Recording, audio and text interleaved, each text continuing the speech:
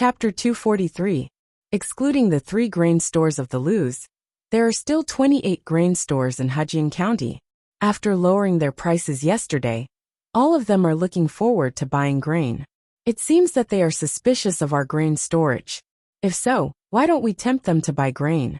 For 1 grain store, a few thousand don of grain was a lot, but for 28 grain stores, it was nothing. Jiang Pingji had carefully made a budget. She set aside a part of it for the limited purchase, and sold the rest to those suckers at a high price. Suka was speechless.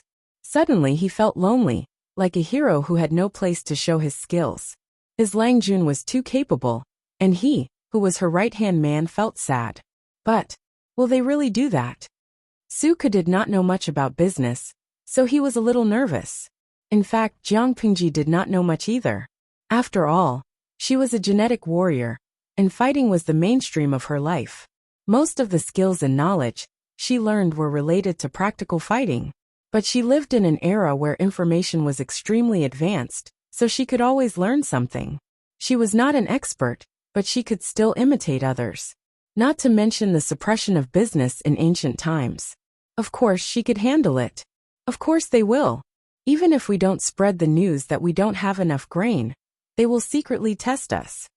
Jiang Pingji was a layman when it came to business, but when it came to cheating people and maximizing profits, she was the master of it, whether it was in ancient times or in her previous era.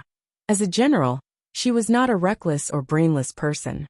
On the contrary, most of those people were smart. They looked crude, but they had a lot of tricks up their sleeves. Jiang Pingji was chosen by her old boss, stood out from many candidates, and became the commander of an army. Of course, she was not ordinary. Ask the shopkeepers of the grain stores to pay attention and record the appearance of every person who buys grain and the grain they buy, Jiang Pingji said. If I'm not wrong, those grain stores will send people to secretly buy grain from our grain stores to test us. She continued, what you need to do is to let your people spread the rumor, and at the same time, have the shopkeepers and workers put on a show. Put on a show? What kind of show? Of course, they would secretly say that there was not enough grain in the granary, and let the shopkeepers ask their master what they should do next. As long as the people who came to buy grain accidentally overheard it and brought it back, Jiang Pingji's goal would be achieved. Suka sighed in his heart and said, okay, I'll go and do it now. Alright, go ahead. Although Suka was young, he was thorough and steady in his work. Jiang Pingji had always been at ease when she handed things over to him. Jiang Pingji's prediction was accurate. After noon, there were indeed a few people who bought a large amount of grain. One of them even bought a whole stone. If it was any other time, any commoner with a little extra money would be able to afford 1 stone. But now that the price of grain had skyrocketed, a single stone was a huge deal. When the sun was about to set, the clerk of the Luz grain store hurriedly ran into the store from the side door. He was so anxious that he didn't even have time to wipe his sweat. He looked at the shopkeeper in panic, as if he had something important to report, but couldn't say it directly in front of the other commoners. Seeing that, the shopkeeper put down the customer he was serving and went to a corner to talk with the clerk. One could vaguely hear words like 1,900 don, and not enough. The inside of the grain store was very noisy. There were many people buying grain everywhere. It was hard to hear their conversation, unless one was paying attention. However, among this batch of people who were buying grain, many of them were spies from other grain stores. Is what you said true? The spy answered, it's true. I heard them say that they have less than 1,900 don of grain. If they continue to sell like this, it won't last more than a few days. After hearing that, the spy pondered for a while and made a decision in his heart. Apart from the 3 grain stores of the Luz, the other 28 grain stores were hoping to make a fortune this time. Seeing that the people who were buying grain had gone to their competitors' stores, they were anxious. 2 of the stores even decided to lower their prices the next day. When they heard the news, they were all excited, as if they had been injected with chicken blood. 1,900 don was not much even if it was divided among the 28 grain stores. If they could buy this batch of grain from the Luz, they could naturally continue to raise the price and still make a profit. Now the news of the civil unrest in Sangzhou was getting more and more intense. The refugees not only affected Zhejiang County, but also spread to Hejian County. It was a good opportunity to make a fortune.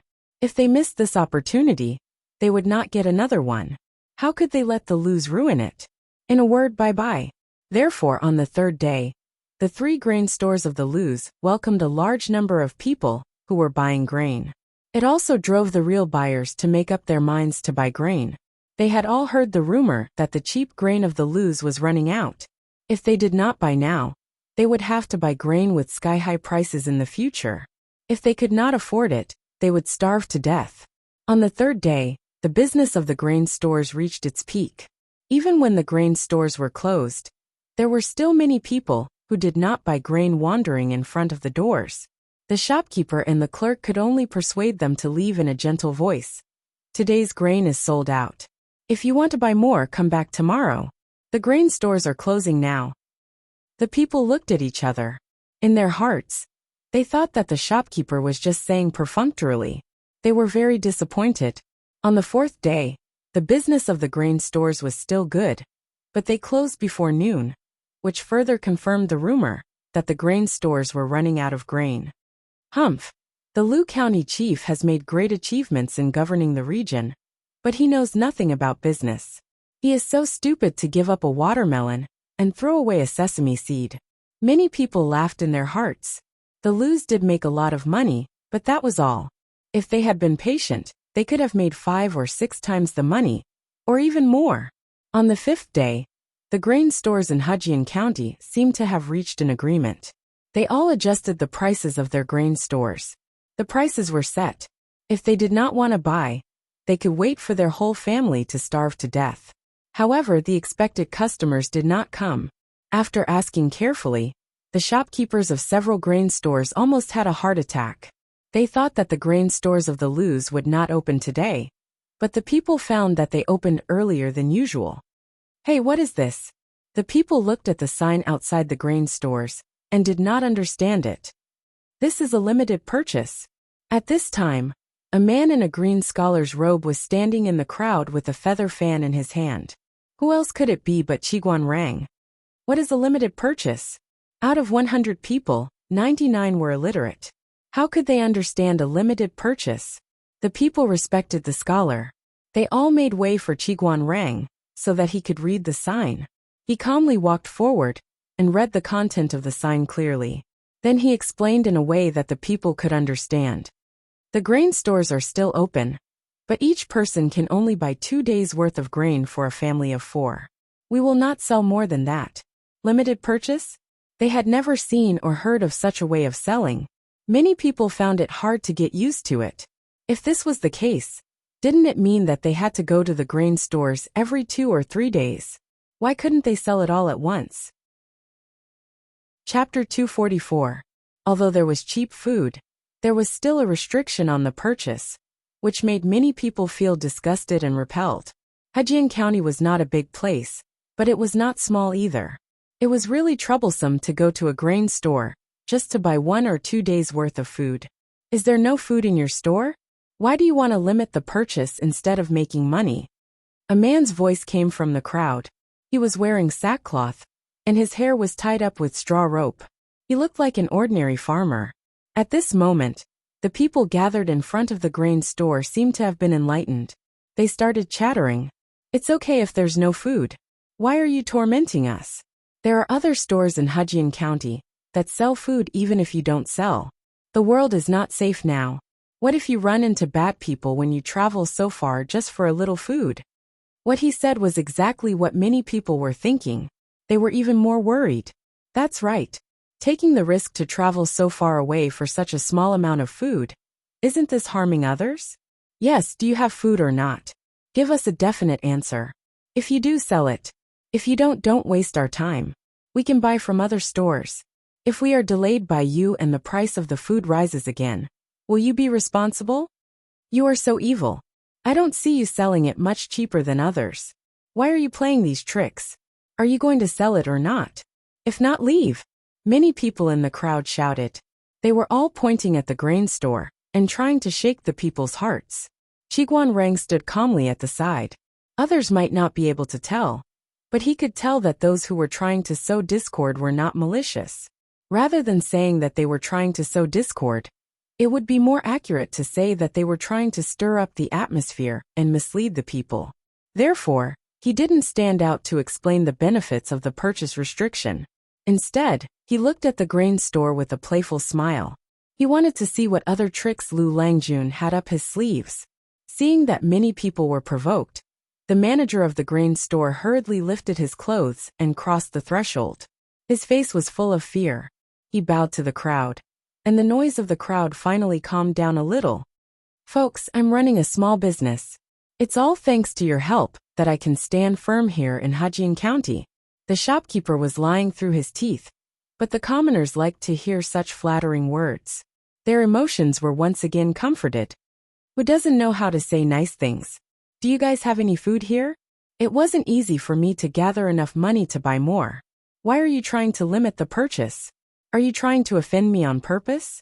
Someone in the crowd spoke up with an unreasonable attitude. The shopkeeper was so busy that his forehead was covered in hot sweat. He smiled bitterly and said, "My fellow villagers, your words are harsh. My store had originally set up this limit for the good of everyone. Why is it that in your mouth, it's looking for trouble? Of course we have plenty of food. Then why did you set a purchase restriction? Do you still want to do business?" Before the shopkeeper could finish his words, he was interrupted by the voice again. At this time, the crowd faintly sympathized with the shopkeeper. His service attitude was quite good, and he was humble as well. Unfortunately, he had encountered someone with a bad temper. How pitiful was he now? Of course we want to do business, but we can't not limit the purchase. The shopkeeper bowed again and said seriously, "Nowadays the world is not stable. Who doesn't want to fill their own rice tank to the brim? But recently, the price of food has skyrocketed. My fellow villagers have also seen it. You know you're selling at a high price, but you don't know how to sell at a lower price. Who are you trying to fool?" Qiguan Rang listened to the conversation between the shopkeeper and the shill, and almost laughed out loud. Lu Langjun was indeed a clever person. The other party even dared to use such a despicable method. The shopkeeper patted his chest and said to the crowd, "You can't say it like that. Who doesn't want to earn money when doing business?" The crowd listened quietly. The shopkeeper had already memorized the script in his heart and spoke passionately. "But business has its own rules. This kind of act of looting a burning house is not something that my store will stoop to. But why is it still marked at such a high price today? It's because we have no other choice. Everyone think about it. If my store continues to sell at a low price, will the villagers buy more? Or will the people who want to take the opportunity to make a fortune buy more? Yesterday, my store and the other two stores sold a total of 2,000 dong. Sold for 2,000 dong? This business was not bad. Since there was so much surplus, why didn't they sell it or limit the purchase?" Everyone was confused, but some people already understood what was going on. They guessed that the 2,000 dong were most likely bought by those who wanted to store food, and not by the people who really needed it. If we continue to sell at this rate, in less than 7 or 8 days, our store's granary will be emptied. The shopkeeper's words sounded weak. Not to mention 7 or 8 days. They probably wouldn't even last for 2 or 3 days. The owner of the store thought about it, and came up with the idea of limiting the purchase, so that the people who really need it can buy it. After limiting the purchase, the price will be lower than it is now. No matter how many flowery words there were, they couldn't beat the phrase, "After limiting the purchase, the price will be lower than it is now." Nowadays, the food in the store was indeed more expensive than usual, but it was much cheaper than the food that was 9 or 10 times more expensive. Many people could afford it if they gritted their teeth. With that, many people's hearts began to waver, and they started to lean towards the store. The shopkeeper took the opportunity to add fuel to the fire, and said in a clear voice, "My fellow villagers, although the world is difficult, with the blessings of God, we should have a small harvest this year. In another 2 or 3 months, you should start preparing for the autumn harvest. By then, the food will have recovered, and you won't have to worry about starvation. To be honest, The store doesn't make much money by limiting purchases. But if everyone can survive until then, earning less money doesn't matter. At the very least, they would feel at ease. Don't you think that's the case? Business is business, and business has its own principles. Qi Guanrang raised the feather fan in his hand to cover the smile on his face. Lu Longjuan's move was really beautiful. If it were anyone else, they would have been tortured to death by the restriction on the purchase. After all, this move had affected the interests of many people. Unfortunately, Lu Longjun was of noble birth. He was the only legitimate son of the second branch of the Lu family. As long as Lu Shi didn't fall, the gentry in Hejing County would be afraid of him. The restriction on the purchase made many black-hearted merchants eager to make a fortune. So what if they lost money? If they wanted to make a move on Lu Shi, they had to see if Lu Shi would agree. The business of the Lu family's grain store was still booming. There was an endless stream of people buying food. For them, even if they had to travel for a few more hours, it was all worth it, as long as they could buy cheap food. This is what a real businessman should be like, many people sincerely exclaimed, especially when they found out that the other grain stores didn't lower the price, but instead raised the price. They admired them even more. Lanting, this is what you call gaining both fame and fortune. Chapter 245. She smiled and said, "The timing, location, and people are all on my side. It's mostly luck that I can succeed this time." Qi Guanrang nodded in agreement. It's really luck this time. If Lu Shi was not in the Lus, but in Hu County, Jiang Pingji would have to go through a lot of trouble to succeed. Not to mention the brutal methods of assassination. In ordinary business competitions, there were many other dirty methods to kill without spilling blood. Those who were greedy for money would have many ways to ruin her reputation. Even if Jiang Pingji had good intentions, if her opponents wanted to bully her, she would make a big fuss. It was impossible to implement the purchase restriction. The root cause was that the people were too easily fooled. They believed whatever they heard, and rarely had the ability to make their own judgments. Based on this situation, the grain price won't be higher than the price set by the grain store. Jiang Pingji took a sip of tea and mumbled, "I hope we can survive until the autumn harvest. That way, the people won't have a large-scale food shortage. We can't let our guard down because of this. After all, the civil unrest in Meng County and Song Prefecture has spread to Hejing County and other counties. How to settle the people is a big problem. If they couldn't control the people, the local public security would be greatly reduced." Jiang Pingji raised her eyebrows and said with a smile, "That's the problem of the Hejing County chief and other aristocrats. It's not our turn to worry about it." Qi Guanrang choked. They were both commoners without any official titles. Why would they worry about such things? Jiang Pingji said, "Compared to these things, Wenjing should think about how to be a bridegroom. Wei Nyangzi is still young, so please bear with her." Of course. Qi Guanrang's expression softened a little, revealing a sense of warmth. Jiang Pingji teased Qi Guanrang, and the latter reacted accordingly. On the other side, the streaming room was a bit gloomy. Why? Because Jiang Pingji did not play by the rules. She traveled from the stars to ancient times to be a streamer, so she could be considered a time traveler, right? According to the usual plot of transmigration novels. As long as there was a decent man by her side, he would have a different kind of feeling for her. There could be only one male protagonist, but the friendly male supporting characters had to be from the second row to the third row. After watching the streaming for a few months, only a few men appeared, and only a few of them were attractive. Qi Guanrang was getting married. Brainless smashing jar. I'm not happy. I thought that Qi Guanrang would be the streamer's CP. Sparks of love could be ignited between them. They usually get along quite well. I didn't expect that Qi Guanrang would really get married. It's so frustrating to choose the wrong CP. Hey Yida. I remember that Qi Guanrang is now married for the second time. How do you think he and the streamer are a good match? Cafeteria Daffin Auntie. #rested chin. Although I quite like this style, I feel that Qi Guanrang is not suitable for the streamer. Their personalities overlap in some areas, and they are birds of a feather. They are more like bad friends. Moreover, the streamer is so young. That's right. Although I don't know how old the host was in the past. She looks like she's 12 now. She'll only be 13 next year. Chumlai. Starting from 3 years, the highest penalty is death. Raising a chestnut. 3 years of hard work. The death penalty is not a loss. Heart as clear as ice. Hashtag rested my chin on my hand. Although the lowly love of the uncle was not bad, I liked the childhood sweetheart even more. Jinyan Dajiba. I like Suku more. I don't mind the CP of a loyal dog, and its Sundara master. Zagwoj Chestnut. According to what you said, the young man named Hanyu is also not bad. He and the streamer are a happy quarrelsome CP. Even Lu Shi, a legitimate father, was not worried about his daughter's marriage.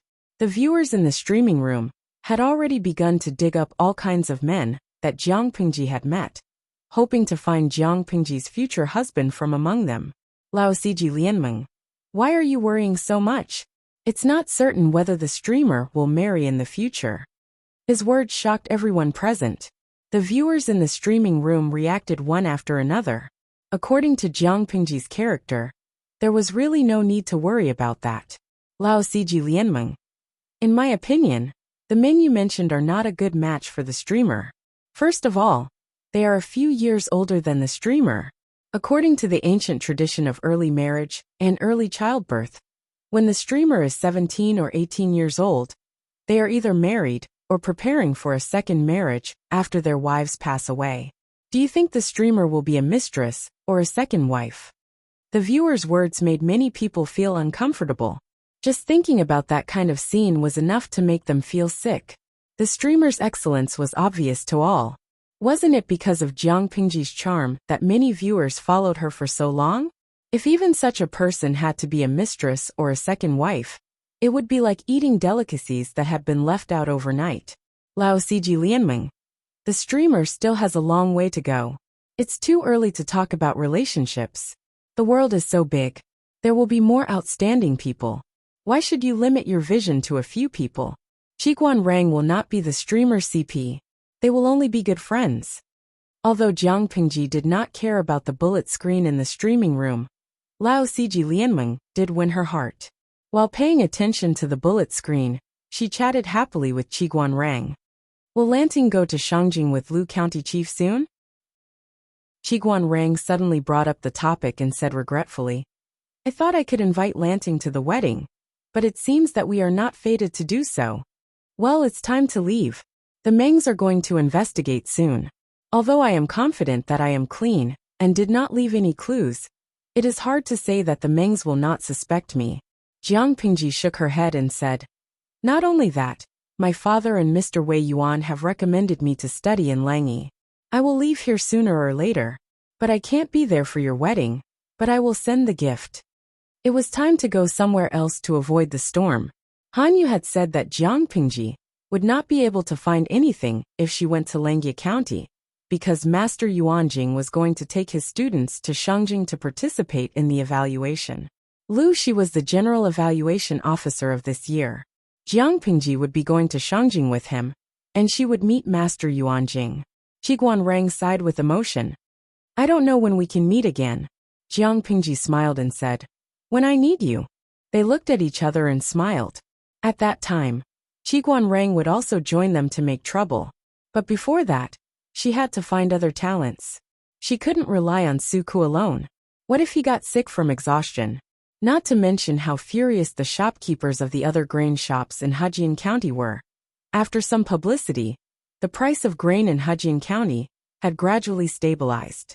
Although it was still more expensive than usual, ordinary people could still afford it, and their families would not starve to death. Chapter 246. My husband has just come back from the court meeting. How did he become like this? Feng Jin's mother heard from the servants that her husband Feng Ren had come back from the court meeting, so she hurried out of the main room to welcome him. With just one glance, she found that her husband was reprimanded in the court meeting, and she felt sorry for him. If he was not reprimanded, how could a neatly dressed husband come back from the court meeting with tea stains on his forehead? There has been civil unrest in Meng County and Sangzhou since a few months ago. Now that a letter has been sent to the palace, it is no wonder that the emperor is not angry. Feng Ren said carelessly. He took the handkerchief from his wife and wiped his face.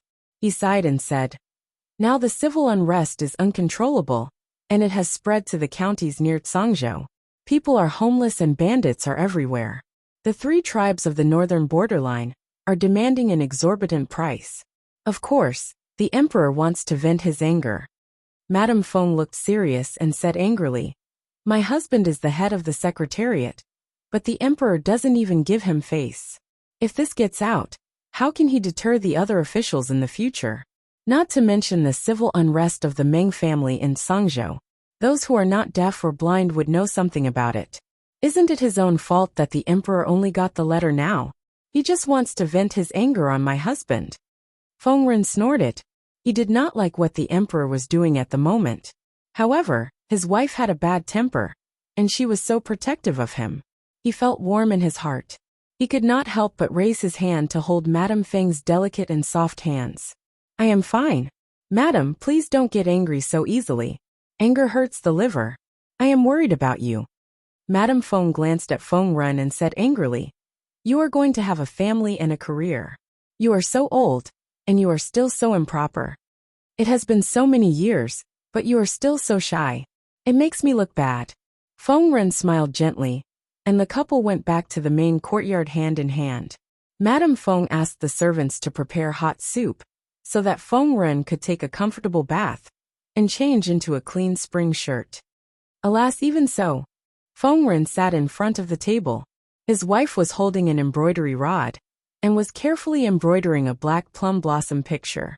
"Your behavior has indeed disappointed many officials. They are always having fun in Shangyang Palace and don't care about the outside world. Which emperor did not want to wield the power of the world and lie on the knees of beauties when drunk?" Now the emperor of Dongqing had been practicing the latter. Shangyang Palace was a real harem with 3,000 beauties. His Majesty had also issued a palace order that all the women in the palace were not allowed to wear underwear, so that he could have fun at any time. Every time Feng Ren entered the palace, he did not dare to take a second look, for fear that he would see something unsightly. If that was the case, it would have been fine. But the emperor just had to like to go to the homes of his ministers for a short visit. Who knew how many wives of his ministers had been fooled by him? It was absurd beyond compare. Compared to the previous emperor of Dongqing, Emperor Yang of Qing, it was no less frightening.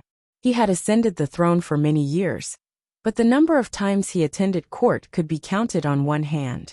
Indulging in beauty, unable to extricate himself. Occasionally, Feng Ren also doubted whether he would die on a woman's belly because of his indulgence in lust. Although the aristocratic families were now in power, this had a lot to do with the emperor's indulgence in sensual pleasures and neglect of court affairs.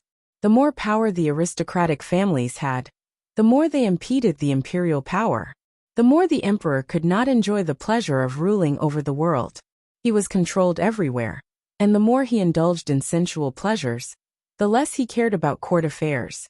And the more power the aristocratic families had, the more it was a vicious cycle. He was ambitious but did not like to manage court affairs. He wanted to suppress the aristocratic families and regain his power, but he did not have the ability. How could there be such a good thing in the world? The current emperor of Dongqing, other than having more sons than his brother, and being able to sleep with several women at night, had nothing else to show. Feng Ren was calm. Even if he was called to the study room by the emperor and smashed a cup of tea, he could still chat with his wife calmly. "Who cares?" Madame Feng said carelessly. "They have been crazy for a long time. Look at you, there's a cut on your forehead. Put some ointment on it, and don't eat much for a few days, in case there's a scar left after you recover." Other than the first emperor of Dongqing, who had some achievements and ambition, the others were useless and useless. If it was not for the fact that the Feng family needed people in the imperial court, she would not want her husband to be the head of the secretariat. It was said that the emperor was dead, and the aristocratic families were made of iron. No matter how bad the Feng family was, it would not be that bad. It did not matter if the royal family wanted to die or not. Her husband had written 4 or 5 memorials to remind the emperor about the Tsang prefecture and Meng county. However, the emperor was busy with his new favorite. If it was not for important matters, he did not want to see Feng Ren at all. The memorials he wrote 2 years ago were still gathering dust. Why would he read the memorials Feng Ren wrote a few months ago? Now he was angry. What was the use? I am worried about Huayu. He is now with the 4th prince. I don't know if he will run into mobs on the way. The children will have their own fortune. Don't you always say that? Why are you so worried when Erlang has only been away for a few months? Madame Feng put the embroidery cloth beside her and took out a sealed letter from the table. Huayu, you care too little about him. He took the letter and saw that it was written by Lu Shi. Feng Ren said. He only found out about Feng Jin's situation a few years ago. At that time, Feng Jin's character had already formed. He wanted to correct it, but was afraid that it would backfire. He could only blame his wife for paying too much attention to the eldest son and loving the youngest son. They neglected the second son. Erlang is already at the age to start a family. Why are you more worried than me? What did Lu Feng write? Feng Ren read quickly. He lowered his eyebrows and smiled. Madam, you just laughed at me for being frivolous. Look at him. He is frivolous. He gave up his job as the county chief and came to be a matchmaker. Madame Feng did not avoid the topic. She picked up the letter and read it carefully. She had an idea. I have never heard of this lady from the Wei family. Feng Jin's brother had been engaged, and it was his turn now. So Madame Feng had been looking for suitable ladies for the past 6 months. She was hesitating. I don't know what her temperament is. You can find out if you check. I am afraid that the lady that Lu Shi likes is not too bad. Feng Ren said. The Wei family in Hejian. Huayu can be a good match. If she has a good temperament, and Huayu has no objection, she can be chosen. The Feng family was a big family. Feng Jin's brother was the eldest son of the legal wife. His wife would be the future wife of the family. Naturally, they had to carefully select her. Her family background, talent, and appearance must be good. But Feng Jin was the second son of the legal wife, so the requirements were not so strict. It was not that they did not treat Feng Jin well. They were afraid that sisters-in-law with similar status would easily have thoughts that they should not have, which would not be good for the family. Therefore, the status of Feng Jin's wife was not important. They valued her character, talent, and temperament more. If there was a shrewd and ambitious woman who instigated Feng Jin and his brother to fight for the family property, it would not work. Chapter 247. Lu Shi and Feng Ren were friends of gentlemen, and they had a good relationship in private. They usually talked about their literary ideals and political affairs. They rarely talked about their work. This kind of friendship, and the way they got along with each other, made Feng Ren feel relaxed. Naturally, their relationship was not bad.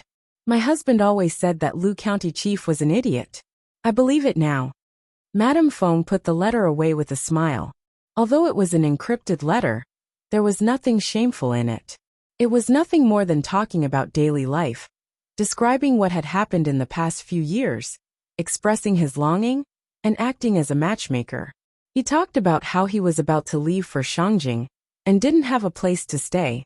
He asked Feng Ren to help him arrange a place so that he wouldn't have to sleep in the open. The content was humorous. It didn't sound like the tone of the famous Lu County Chief at all. It sounded more like a boy who hadn't grown up. He's even more idiotic. Feng Ren opened his mouth, but he suddenly thought of something and stopped. He said vaguely, Anyway, you can't just judge a person by his appearance. He looks beautiful, but inside he's a pervert. Feng Ren and his wife had been married for many years, and their relationship was getting better and better. They talked for a while, and got up to have dinner together. At the same time, the news that Feng Ren, the head of the secretariat, was reprimanded by the emperor, and even smashed a teacup had spread to all the families in Shangjing. Those with ordinary family backgrounds felt insecure. Those with great power in the court just looked on coldly. They all thought that Feng Ren would be angry and stay at home for a few days after being wronged. They didn't know that he still did what he was supposed to do the next day. Except for the mark on his forehead, there was no difference. Some old officials who were clear-minded couldn't help but sigh when they saw it. The emperor had completely offended Feng Ren. So what if he was the head of the secretariat? There were countless high-ranking officials in the Feng family. Would they care about the position of the head of the secretariat? It seemed to be an important position, but in fact the emperor was always afraid of Feng Run and the Feng family. Under such circumstances, how could they expect the Feng family to serve the country wholeheartedly? Feng Run didn't get angry, not because he had a good temper, but because it wasn't worth getting angry. Due to the civil unrest in Meng County of Tsang Prefecture, the surrounding counties were affected as well. The people were wailing in pain and suffering. Along the way, people in ragged clothes could be seen everywhere. Many of the refugees from Meng County had fled to other counties with their children, creating a huge security and public order problem for the local area. The roving bandits took the opportunity to wreak havoc, burning, killing, and looting. In such a big environment, Hejian County seemed to be exceptionally peaceful. Most of the bandits had been cleaned up by Jiang Pingji. She selected some of them and incorporated them. Not only did they not become a hidden danger, but they contributed to the peace around Hejian County. While other places were immersed in dark clouds, this place seemed peaceful. The purchase restriction in the grain store was carried out smoothly. The other gentry families in Hejian County didn't dare to vent their anger when they saw that the leader was from the Liu family. What was more surprising was that the grain store of the Wei family also took the initiative to adjust the policy and limited the people's purchase at a low price. At least they know how to return the favor. Lu Shi smiled faintly when he heard the news. Jiang Pingji rolled her eyes and asked, "Did father really step forward to be a matchmaker for Jing and Huayu?" Lu Shi snorted. What else? If they didn't have such a handsome son-in-law, how could the Wei family be so generous? When Jiang Pingji implemented the purchase restriction, although the Wei family didn't kick them when they were down, they were just watching from the sidelines. Now that Jiang Pingji had introduced the purchase restriction, no one would believe it if they didn't have a secret deal. If that's the case, I'm relieved. Huayu is a noble person. He will treat Jingxian well. Jiang Pingji didn't think too much about it. Wei Jingxian marrying Feng Jin was better than marrying Wu Majun, wasn't it? Other things aside, Feng Jin's character was still trustworthy. Lu Shi secretly shook his head. His daughter was so kind. Based on the current situation, the marriage between Feng Jin and Wei Jingxian seemed to be perfect, but in the future, his daughter might have to bear double the pain. But it was too early to say that. Who knew what the future would be like? Lu Shi skipped the topic and said to Jiang Pingji, "It will be the autumn harvest in a month, and I will be going to Shangjing to meet the emperor. Ask your aunt to prepare the things you will need on the way. It's your first time going out, so you should be well prepared." "Okay," Lu Shi said. "Pick some of the troops to follow us and protect us on the way. The rest will stay in Hejian County." Jiang Pingji's troops had expanded to 1,500 people, and that was the result of her careful selection. She couldn't take all 1,500 people with her. At most, she could take 40 to 50 people with her. The rest had to stay where they were. Jiang Pingji nodded. In fact, she didn't want to expose all of them. The quality of the troops varied. Everyone needed to be polished and trained. Even if Lu Shi didn't say so, she would do it anyway. "Father, don't worry. I have asked Xiaoyu to pick suitable followers. The rest will stay in Hejian County for now. Wenjing will take care of them." Although Qiguan Rang hadn't officially joined the team, Jiang Pingji didn't want to waste such a good labor force. Su definitely couldn't stay, but Meng Hun still couldn't manage a troop of 1,000 people neatly. After all, internal affairs weren't his strong point. Besides, his current identity was a little sensitive, and he needed to avoid the Mengs. Most of the time, he couldn't appear openly. Fortunately, Qiguan Rang would stay in Hejian County. He could more or less take over Suke's work, so she didn't have to worry about the troops. Although the departure would take more than a month, the preparations had already begun. In the ancient times, when transportation and information were not developed, it was not easy to travel far. Jiang Pingji habitually broadcast every day.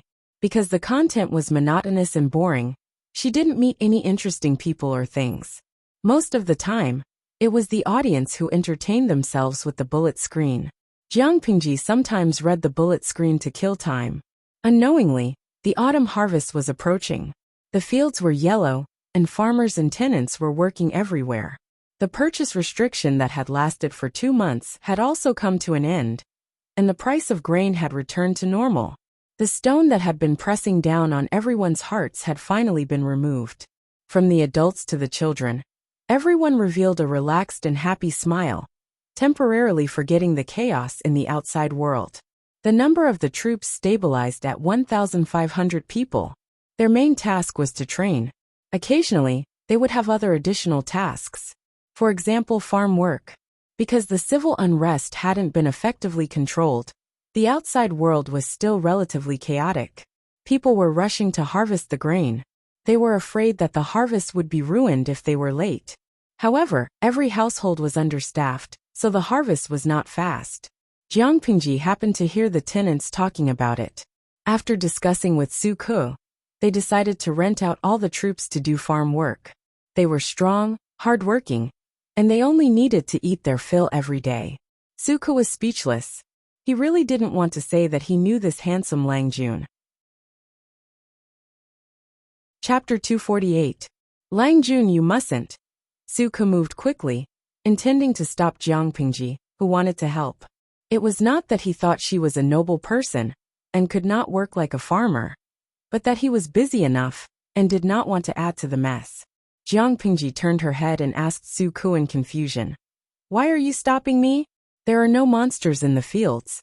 At that moment, the audience in the streaming room had started to become teachers, teaching Jiang Pingji how to do farm work.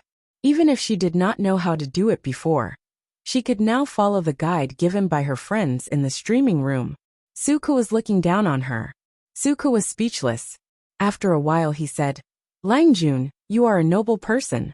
How can you work like a peasant?" Jiang Pingji tilted her head and looked at him with a faint look in her eyes. "Speak like a human."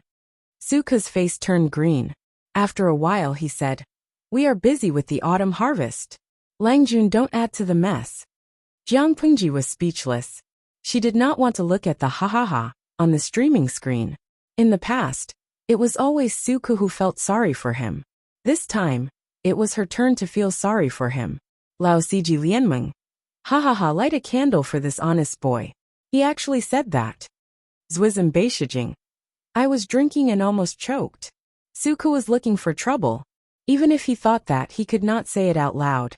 I think the streamer's expression is about to change. Hey young man, you have to be careful. He is going to make things difficult for you. Emo wu huashi. #propping chin. Su Ke is not following the routine. According to the usual routine, he should be secretly moved. After all, the streamer was willing to put down her pride and work in the fields. It was a necessary quality for a wise ruler, but he actually despised the streamer. Yun Qimao. Do any of you remember the streamer's background? Speaking of which, did she still see crops in her era? I really wonder if the streamer knew which were grains and which were straws. Jiang Pingji was shot in the knee. She had indeed never seen real crops. It was like the audience in the streaming room had never seen a pig run, but they had eaten pork. But they could not look down on her knowledge just because of that, okay? Host V. Don't you have the bullet screen to guide us? Lao Siji Lianmeng. Most of them are from Baidu. I don't know if they are useful. Jiang Pingji was speechless. Nai Bao Bao. Actually, I'm curious. Agriculture still existed in the host's era, right? Fully automatic machines are used for harvesting? Jiang Pingji stared at Su Ke silently, but he didn't budge. She squatted on the ridge of the field and looked at the farmers who were working. It looked like he was defeated, but he was actually chatting with the audience in the live broadcast room. Host V. Do you know what it means to be a farmer in my time? 2 words, rich. The viewers in the live stream room expressed their shock and sent a series of exclamation marks. How much money can you make from farming? Jiang Pingji thought about it and used a very vivid metaphor to give them a general idea. Host V. All of you have seen the Great Universal Geographical Map of Dongqing, right? You know the approximate size of this country. The audience in the live streaming room expressed that they knew about it. After all, the Great Geographical Map of Dongqing was hanging in her study room. It was hard not to see it. In terms of land area, it was about 1/6 of their era's Hua Nation, and slightly larger. This was the result of a data guru in the live broadcast room, after combining the various data provided by the host. And then, host V. It looks like a large land area, but it's about the size of a small or medium-sized farm. In other words, the land area of the Emperor of Dongqing is less than that of a small or medium-sized farm owner in her time. The audience in the live streaming room. Lao Siji Lianmeng. I may have drunk fake wine and watched fake live streams. I suddenly can't look at the term farm owner. Xiao Xiao Gui. Can't look at it directly +1. I suddenly feel that my family's rural household is suddenly much more lofty. Moonlight treasure box. Can't look at it directly +2. The urban household is trembling. A farm that was 1/6 of the land area of Hua Nation was completely unimaginable. However, would a farm owner be able to manage such a large farm? He should be able to, right? But they couldn't imagine what it would be like. Lao Siji Lianmeng. Wait a minute. I seem to have analyzed a very scary fact. If there were such large farms in the host's time, obviously the earth could no longer meet the needs of the farm owners. Would there be the existence of agricultural planets? In other words, the host's time was already interstellar. Just like what many interstellar novels imagined, there were many planets in the universe that were suitable for the survival of living creatures. Some planets were specially divided for farming, which gave rise to such terrifying farm owners. The audience in the live streaming room were all excited after being reminded by him. Jiang Pingji didn't know what they were excited about. She quietly looked at the 2 or 3 tenant farmers who were working together on a piece of land. The audience in the live streaming room couldn't imagine how the farm owners in her time managed such a large farm as Dongqing, because they had never seen it with their own eyes. Jiang Pingji hadn't seen the autumn harvest with her own eyes, so she couldn't imagine how the farmers harvested the grain. Suke saw that Jiang Pingji was so quiet, and he felt anxious.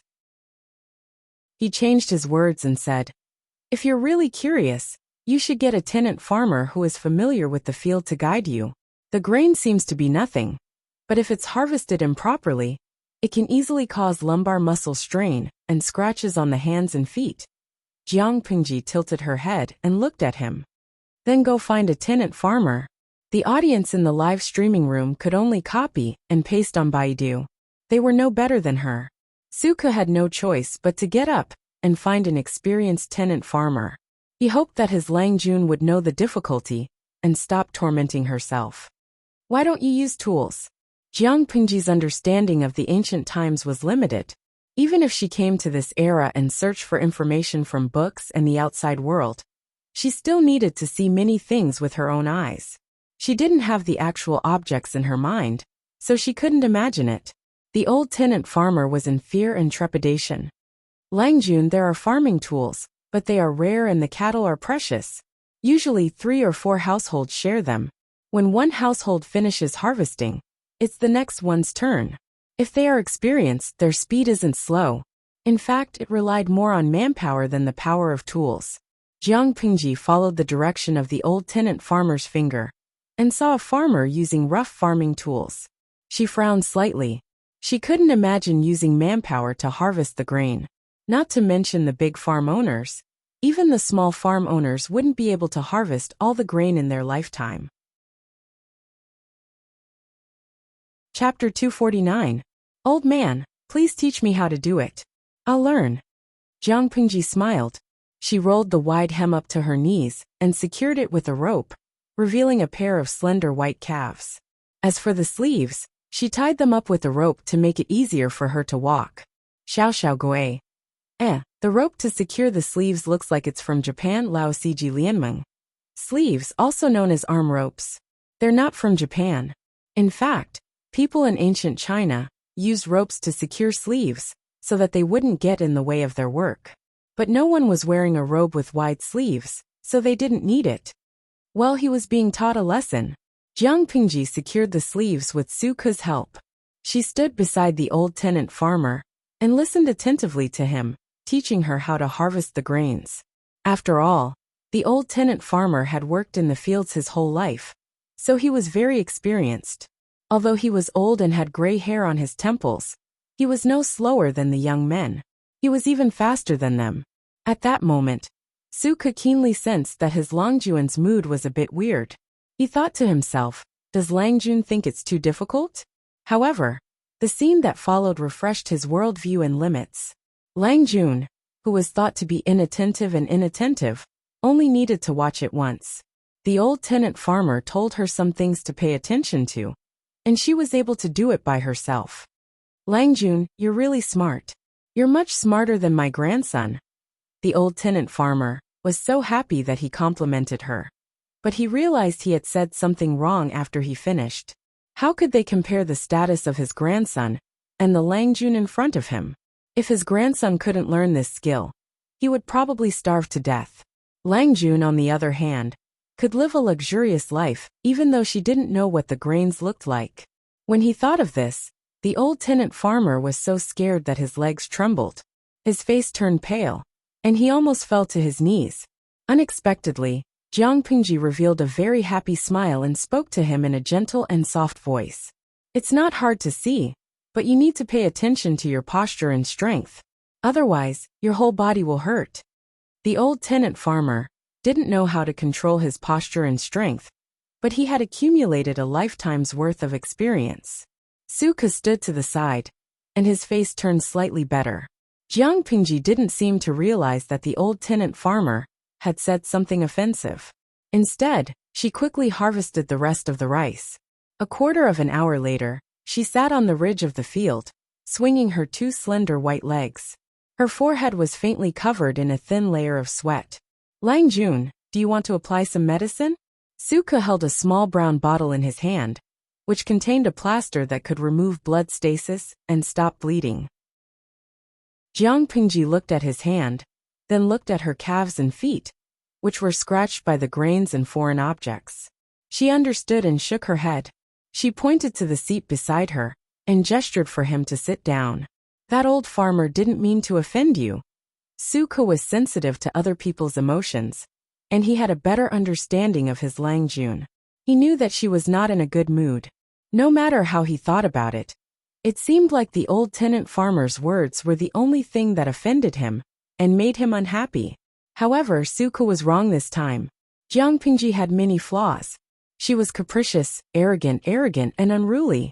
It seemed to be a common failing of the aristocratic families in this era.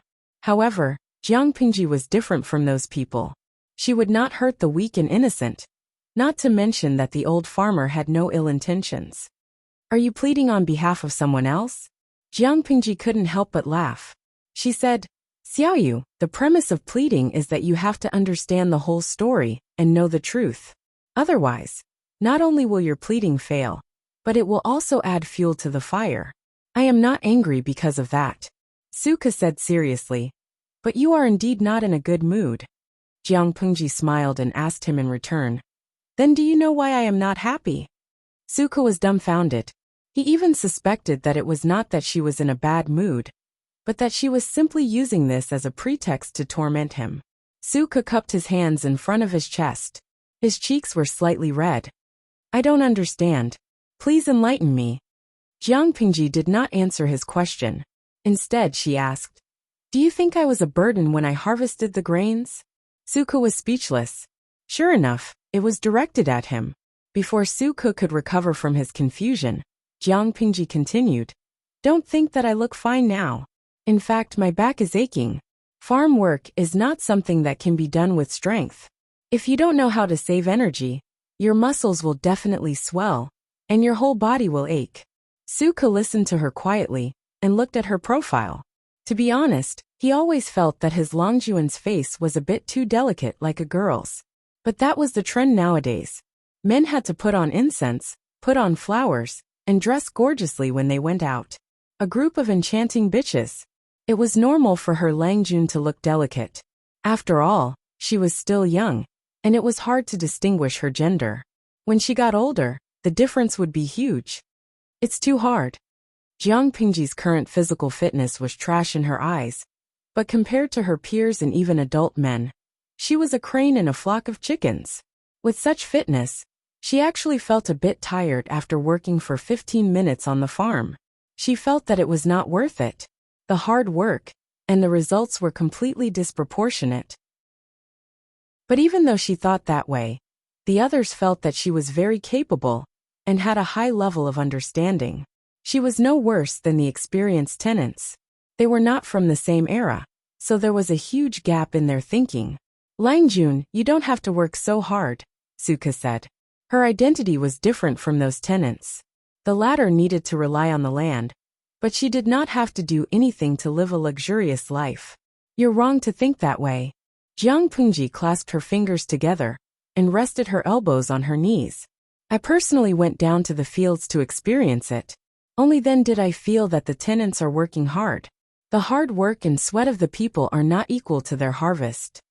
Suka was secretly surprised. There were many things that were not equal in this world. If every household had access to more advanced farming tools, it wouldn't take much effort to reap an acre of land without breaking a sweat, and it would increase efficiency. Jiang Pengji murmured. The ideas she had in her head couldn't be implemented in this world. She had to compromise and come up with other ideas. A field that would normally take 2 hours to reap can be done in half a cup of tea's time. Suka was speechless. Did his Langjun? Did she go crazy from working in the fields? I need to go back and think about it. You'll be responsible for the things here. Whoever dares to slack off will be drilled to death by the head instructor. Jiang Pengji seemed to have an idea. She got up and put on the wooden clogs, ignoring Suka. Suka was speechless. Hey, don't stop halfway through. It's so uncomfortable to keep me in suspense. He reached out his hand, but his Langjun walked like he was flying. He could walk in the fields with those wooden clogs, as if he was walking on flat ground. Chapter 250. What are you drawing, Langjun? Taksha stroked her long sleeves with one hand and ground an ink block with the other. The air was filled with the fragrance of ink. Jiang Pengji dipped the brush in the ink and started writing on the bamboo paper. The ink lines of different thicknesses were arranged in picturesque disorder on the drawing paper. In a short while a strange picture was formed. However, no matter how Taksha looked at it, she could not tell what it was. Something useful. Jiang Pengji drew a book from the shelf halfway through. She opened it and read it carefully.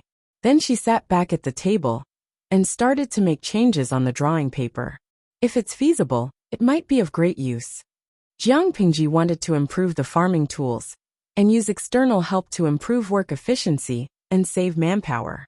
If she was asked to toss about problems such as mechanical design or aircraft carrier energy core, her academic level would definitely not be able to handle it. However, if it was just designing simple wooden machinery, the difficulty would be greatly reduced. Not to mention, the audience in the live broadcast room could also provide her with friendly reference materials. Therefore, it was not difficult for her to improve the farming tools. The real difficulty was that the tools had to be in line with the current level of technology.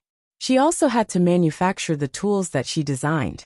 At the same time, she had to consider the cost and maintenance issues. At least, the time and manpower needed to manufacture the tools could not be more than the resources that could be saved by using the tools. Jiang Pengji continued to paint while Taksha stared at her with a confused face. As Luxi's personal maid, she had read some books. She was good at writing, but that was all. Nowadays, paintings were more about the artistic conception than the real scene. It was abstract and had meaning. Taksha naturally did not understand three-dimensional paintings. She guessed that no one could understand what she was drawing except for Jiang Pengji and the audience in the streaming room. Langjun, it must be very important. Taksha nodded and continued to grind the ink for Jiang Pengji. After a while, she saw that Jiang Pengji had finally stopped. She asked in a low voice, Langjun, do you need some hot soup to cleanse yourself? Jiang Pengji rode a horse back to the mansion after finishing the farm work. Her calves were exposed, and there were mud stains on them. Her sleeves were stained, and she was sweating. If the gatekeeper did not recognize her face, he would not have let her in. Just based on her previous appearance, people would believe it if they said that she was a tenant farmer of some family. Yes, go and prepare a set of clean clothes. If you didn't mention it, I wouldn't have realized it.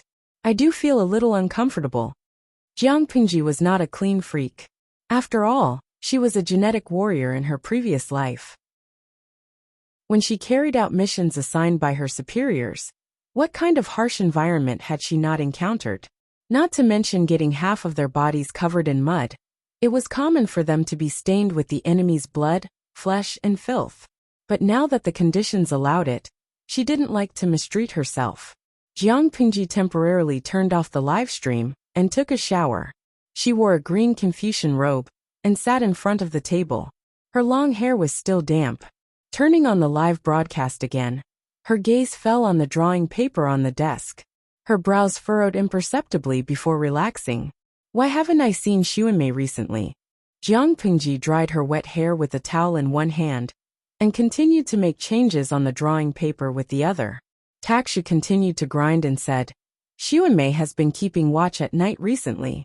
Lang Jun sleeps early, so he naturally did not see her. Why do you want to see her? Oh, Jiang Pingji said. I just remembered something. Didn't I decide to go to Shangjing with my father? Both of you plan to bring only one of them. It's a long journey, and little girls can't take it. So I want to ask if you are willing to follow me. Taksha giggled. Lang Jun, you've forgotten about yourself. You've suffered, let alone me and Xuanmei. Since I'm Langjuan's maid, I'll follow you wherever you go. There's no reason for me to be unwilling to go. Xuanmei would say the same thing if you asked her. But why do you want me and Xuanmei to stay at home? Jiang Pingji shook her head and answered directly. I'm going to study, not to seek pleasure. I don't need too many people to serve me. Even so, you can't mistreat yourself. Taksha looked at her with hope. I want to follow you. Jiang Pingji did not agree immediately. She only said that she would ask for Xuanmei's opinion. Due to the elimination of some stubborn and cruel bandits, the autumn harvest in Hajin County was relatively peaceful. Plus, there was a small bumper harvest, so there was more or less some surplus grain. Jiang Pingji asked Su Ku to calculate the money earned from the few thousand don of grain, and then purchase grain elsewhere at a lower price. Going back and forth, the original 5,000 don of grain could be multiplied. With the grain, Jiang Pingji, the poor person, had a slightly fuller purse. Su Ku was becoming more and more like a meticulous housekeeper. His abacus was crackling, and he could split a penny into two. There was still a lot of room for the grain they earned. He said that it was all because of his Lang Jun. Before leaving, Jiang Pingji climbed over the wall and left the manor. She climbed over Wei Yuan's wall again to look for Qiguan Rang. Qiguan Rang, who almost thought that it was a night attack, was speechless. He pulled his cloak together and took a drawing from Jiang Pingji. There was a drawing of a strange object on it. It's an improved farming tool. Jiang Pingji took a sip of tea. But I have too little experience. This kind of imaginary thing can't achieve the desired effect. I'm handing this over to you. I've also talked to the carpentry workshop in the Lu Manor. You can discuss with the carpentry workshop about how to make it into a usable object. Qiguan Rang listened to her in shock. He suddenly thought of the improved crossbow and was speechless. If Lang Jun can solve this problem, you may become a person who is not inferior to the Mahists. It was a pity that Lu Shi's talent was not limited to farming, but to the world. Jiang Pingji ignored his words and continued. Do it in private. Don't let anyone know. Qiguan Rang was from this era, so he understood the pros and cons of it. He cupped his hands and said, Don't worry, Lanting. Jiang Pingji said, Okay. Thank you. Qiguan Rang was smart and suspicious. Jiang Pingji climbed over the wall to look for him in the middle of the night, and it was the night before they left. He put away the drawing and asked, Lang Jun, do you suspect that there's something wrong with you? Yes. Unexpectedly, Jiang Pingji answered the question. But that's not the main reason. It's just one of the reasons. The other reason is that it's convenient for Wenjing to stay in Hajian. I'll be in Langyi for a while, so I won't be able to take care of him. Then. Chapter 251. The next day before dawn, 4 carriages quietly left the city under the protection of 50 guards. Although the real owners were Lu Shi and his father, they had prepared 4 carriages. Lu Shi had 1 carriage, Jiang Pingji had another, and the respectable servants had another. The last carriage was filled with miscellaneous items such as clothes, food, clean water, money, and other items to keep warm. The parcels of the entourage and guards were also placed in that carriage. That was after several reductions. According to what the second lady and madam who had prepared, there would have been at least 6 carriages. To put it simply, it was not easy to go on a long journey in ancient times, when all aspects of living conditions were abnormally backward. The viewers in the streaming room were shocked and learned something new. Jun Mui.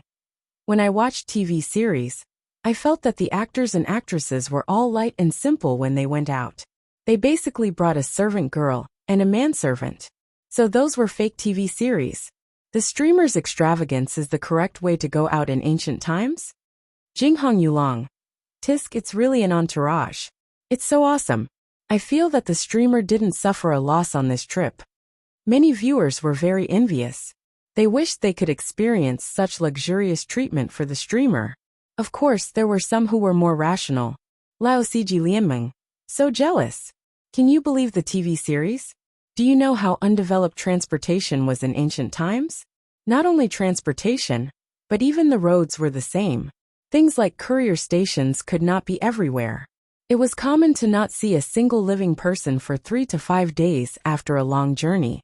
There were no villages and no shops. Without enough food and water, were they going to starve or die of thirst? Those who had the means to travel far would naturally consider all aspects and take into consideration any unexpected situations. Those who did not have the means could only carry a parcel and some dry food. Everything was light and simple.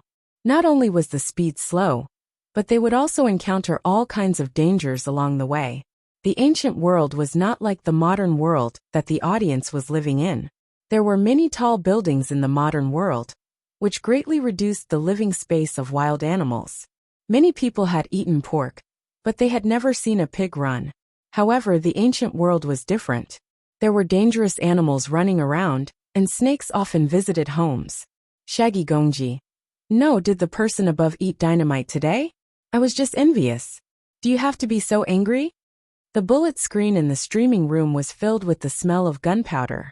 Jiang Pingji did not care. She leaned half of her body on the table and rested. They hadn't left Hejin County yet, so the vibration of the carriage was still within an acceptable range. However, as it was approaching noon, the carriage jolted violently. The audience in the livestream room wondered if the carriage would break apart from the jolting. Jinghong Wandering Dragon. All of a sudden, I'm not envious anymore. I can endure it for a while, but after a while my bones will be shattered. There were even some audience members who said that the camera was shaking so much that their eyes hurt, and they felt a little nauseous. He's already on the main road? Jiang Pingji lifted her hand and lifted the curtain of the carriage. The scenery outside had already turned into a rustling autumn scene. Taksha did not sit in the third carriage. Instead, she followed Jiang Pingji. Judging from the time, we should have left the official road by now. Your servant has prepared a cushion, so that you won't feel uncomfortable from the bumps. Why was the traffic in ancient times so blocked? Outdated transportation was one of the reasons. Another important reason was that the roads in this era were not good. Apart from the smoothness and spaciousness of the official road, there wasn't even a road anywhere else. The Liu Mansion's carriage had a more advanced shock absorption system, but it was still so bumpy, let alone an ordinary carriage. No need. I'm going out to ride for a while. Jiang Pingji's physical fitness was excellent, but such a bumpy carriage was too much for her, let alone the frail ancient people. Lu Shi was speechless when he saw Jiang Pingji riding on a tall horse. Naughty girl, be careful on the horse, he reminded her. Riding in a carriage was actually more uncomfortable than riding a horse. He thought that his daughter had gotten off because she couldn't stand the bumps. Okay. Jiang Pingji rode the horse and followed the carriages leisurely. The sun gradually rose in the sky and shone on her body, making her feel warm. It was not convenient to travel in ancient times. Fortunately, Lu Shi was experienced and had prepared everything he could. Lu Shi lifted the curtain of the carriage and said to Jiang Pingji, "Let's stop and rest for a while. Eat something." Okay. Jiang Pingji responded and informed the carriages to rest in place. Everyone had something to eat before they continued their journey. Xiaoyu, look at your face. Are you sick? When Suka got off the carriage, his pale face caught her attention. Look at his lips, they've turned deathly pale. At this moment, Suka felt that his whole body was about to fall apart. His legs gave way, and he almost knelt on the ground. In such a difficult situation, his Longjuan's teasing laughter rang in his ears, making him feel even more hopeless. It took him a long time to straighten his back. Suka managed to maintain his elegance and smiled at Jiang Pingji. But the smile was very forced. Set up a campfire over there, and boil some water to cook jerky. You can drink some later. If the carriage is too bumpy, you can ride a horse.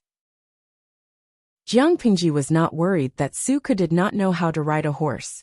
The 6 arts of gentlemen were skills that all students in that era had to master. Suka cupped his hands and thanked her. Thank you, Langjun. What are you thanking me for? Didn't you ask for it? Jiang Pingji looked him up and down with teasing eyes and said in a low voice. Xuanmei went to see you yesterday, right? Alas, if you weren't a blockhead and didn't understand a girl's mind, you would still have a beautiful companion. Suka's face turned pale and then green. He hurriedly said, Langjun, don't misunderstand. Xuanmei is not. In a rich family, the Longjuan's personal maids were mostly concubines. How could Suka dare to think about it? Why are you in such a hurry? Jiang Pingji approached him and sneered. Xuanmei came back with red eyes. Suka kept his mouth shut. I treat her like my own sister. I don't have any other thoughts. Plus, Xuanmei has her own thoughts. She may not be willing to be a concubine of a rich family. She likes you very much. Jiang Pingji opened her mouth and Suka lowered his head. What do you think? Ku rejected Xuanmei. Suka's voice was as soft as a mosquito. His cheeks were slightly red. Actually, I don't think Xuanmei's choice is a good one. You are not a good match. Suka was not good at the moment, but he had a bright future. Jiang Pingji was confident in Suku and herself. There were too few men in that era who had their original intentions. Chapter 252. Jiang Pingji crossed her arms and leaned against the side of the carriage. Suka felt more and more uncomfortable.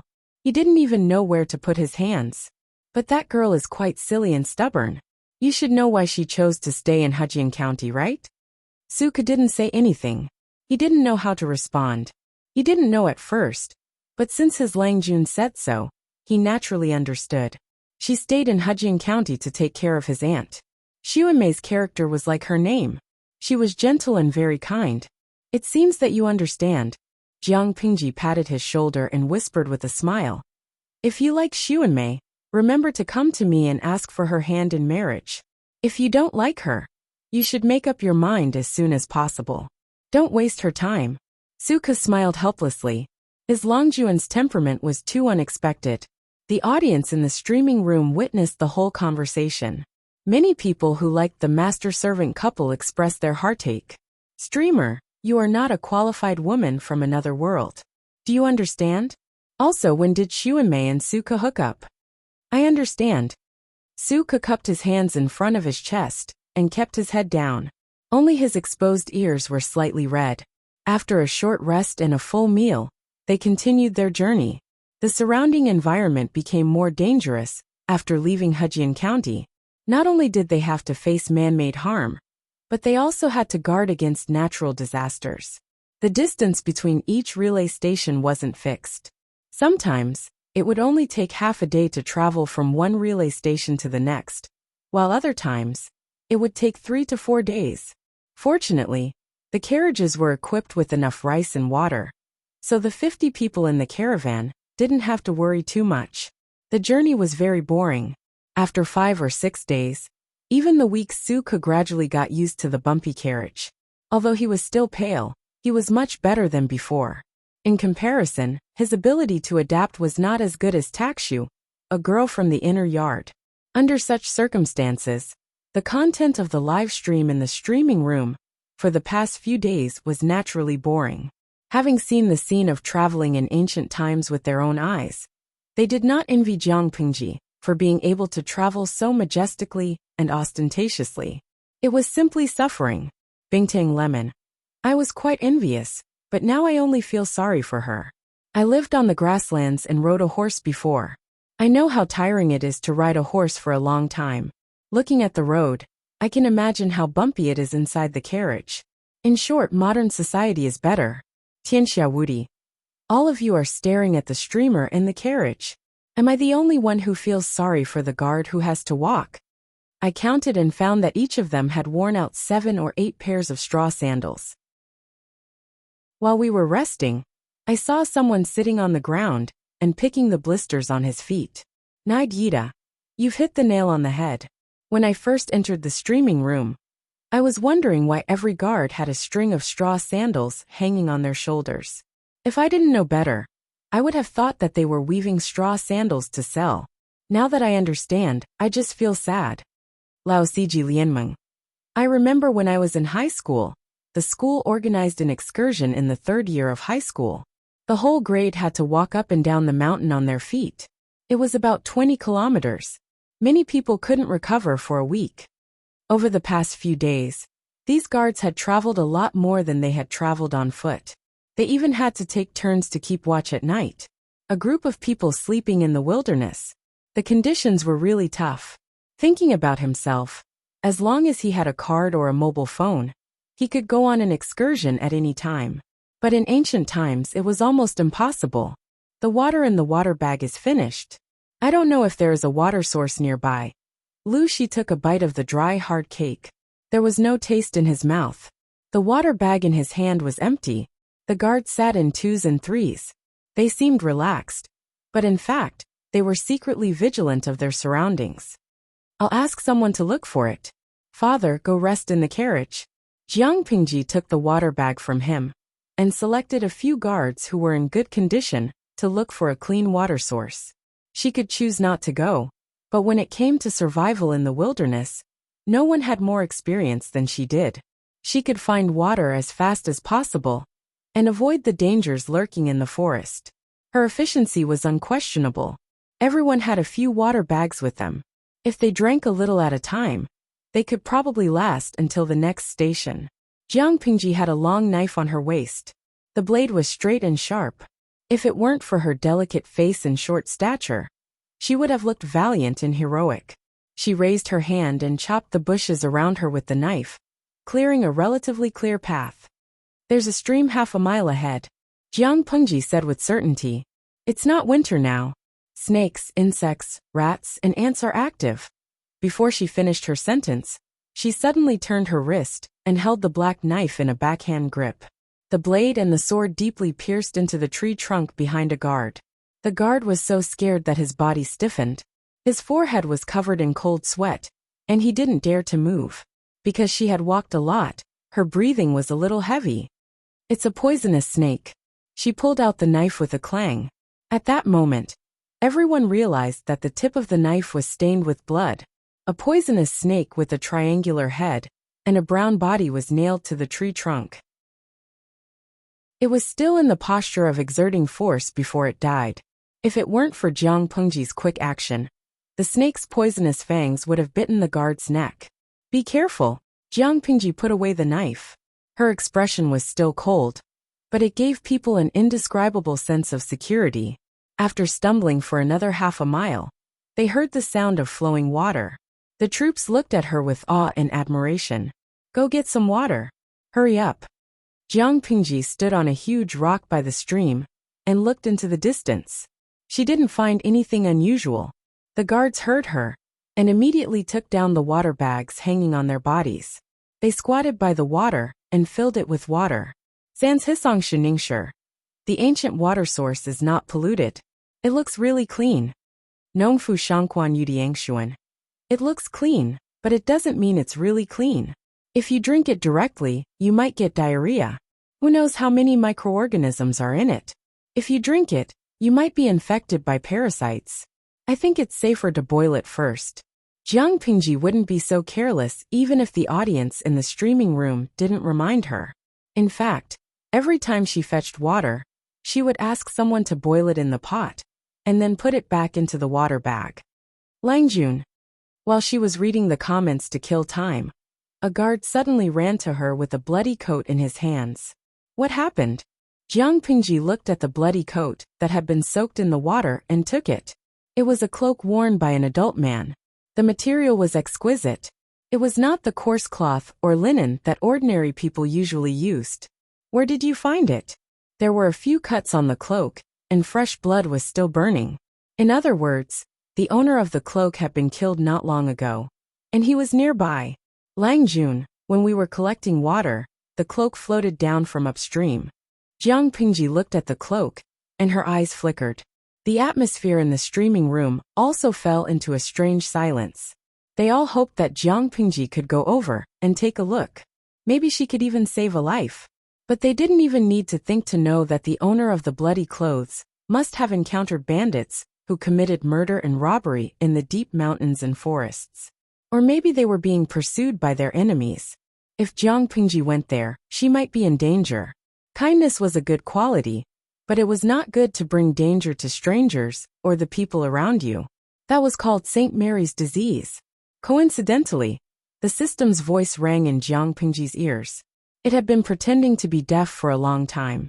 Cheng Cheng, a friend of Meng Zhan from Meng County in Song Prefecture. He is currently in an unknown danger. Please save him in half an hour. Once the mission is completed, the host will receive the reward of full breasts. Raise your wrists high and turn around, and your breasts will cover your clothes. If you fail, you will receive a level 6 electric shock as punishment. Please consider carefully and carry out the mission as soon as possible to prevent the target from dying. It was another real-time triggered mission. This time it was a level 6 electric shock. Jiang Pingji was speechless. System, you've been obedient for months. Why did you suddenly appear out of nowhere and cause trouble? What did a human do? Lang Jun, do you want me to go and take a look? The guard asked in a low voice. He was afraid that his voice would attract the attention of the thieves. No need. You go and tell the others to be quiet. Don't let the thieves find out and cause trouble. Jiang Pingji's face was cold. She threw the bloody cloak on the ground, without even looking at it. Obviously, people with discerning eyes could tell her decision from her reaction. Yes, I understand. As the saying went, it was better to avoid trouble. There were only a few people who would stand up for injustice. As the guards who were responsible for Longjuan's safety, they didn't want any unnecessary trouble to happen. Some of the viewers in the streaming room were very anxious. They typed and scolded Jiang Pingji for being cold-blooded and heartless. Some of them could understand it rationally, but they were disappointed emotionally. They wanted to see a streamer who was righteous, not selfish and cold-blooded. At that moment, the system's voice came out. The system gritted its teeth. Don't tell me you want to refuse again. Host, if you don't listen to me, you will definitely regret it. Jiang Pingji sneered secretly. I won't do the mission. What can you do to me? The system said. Level 6 electric shock punishment. Aren't you afraid of death? Will you let me die? Jiang Pingji asked secretly. The system choked and said angrily. You don't have to refuse the mission just to spite me. You're wrong. I won't save him just because he is Meng Zhan's best friend. Jiang Pingji replied coldly. The system. I quit. This host is too hard to deal with. I know she hates real-time missions, but does she have to go against me like this? About 10 minutes later, the guards had filled all the water bags. Jiang Pingji said to the crowd, Let's go. The system kept trying to stop her in her mind. Jiang Pingji, are you really not going to save him? The viewers in the streaming room are throwing rotten eggs at you. As a streamer, you should create a positive image. If you don't save him today, you will lose fans. Shut up. Jiang Pingji spat out coldly. Her expression was very cold. The system was furious, but it couldn't change Jiang Pingji's mind. It could only snort angrily. At that moment, the guards realized that Lang Jun was leading them to another path. Lang Jun, we're going the wrong way. Chapter 253. Jiang Pingji stopped in her tracks and suddenly tilted her head to look at him. She said, The path I say is the one. The guard was dumbfounded. He wondered if his Lang Jun had a bad sense of direction and was too shy to let others know about it. What are you waiting for? Follow me. Jiang Pingji snorted softly and looked askance at him. Her eyes were misty, and she looked strangely proud.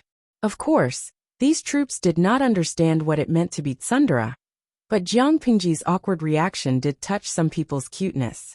Yes, The guard responded in a loud voice and followed Jiang Pingji's footsteps closely.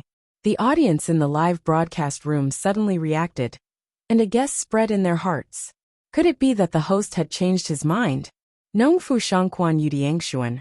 Streamer, although it's a virtue to stand up for injustice, you should still act within your means. Compared to a complete stranger, I still think that the safety of the host is more important. Even if you don't do anything, you are not in the wrong. Bingtang Lemon. +1.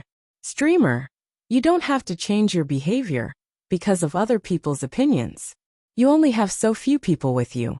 If you meet a group of bandits, not only will you not be able to save them, but you will also get yourself killed. That's not worth it. There was a cost involved in saving people. Jiang Pingji and her group had only come out to look for water.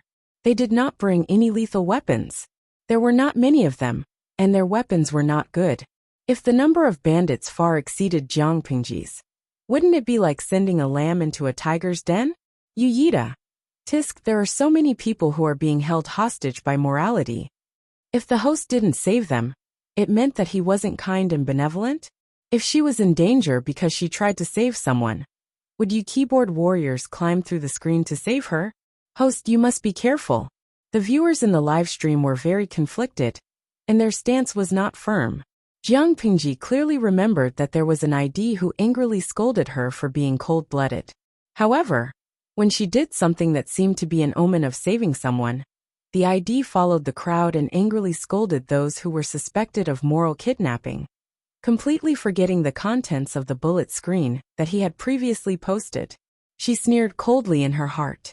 No matter how noisy the bullet screen was, she ignored it. Lao Siji Lianmeng. What are you arguing about? Is this the first time you've seen the host's personality of not getting up early without benefits? Compared to those fence-sitters, the truly loyal audience members were more rational and maintained their stance. They might not watch the live stream every day, but they could truly understand Jiang Pingji's character.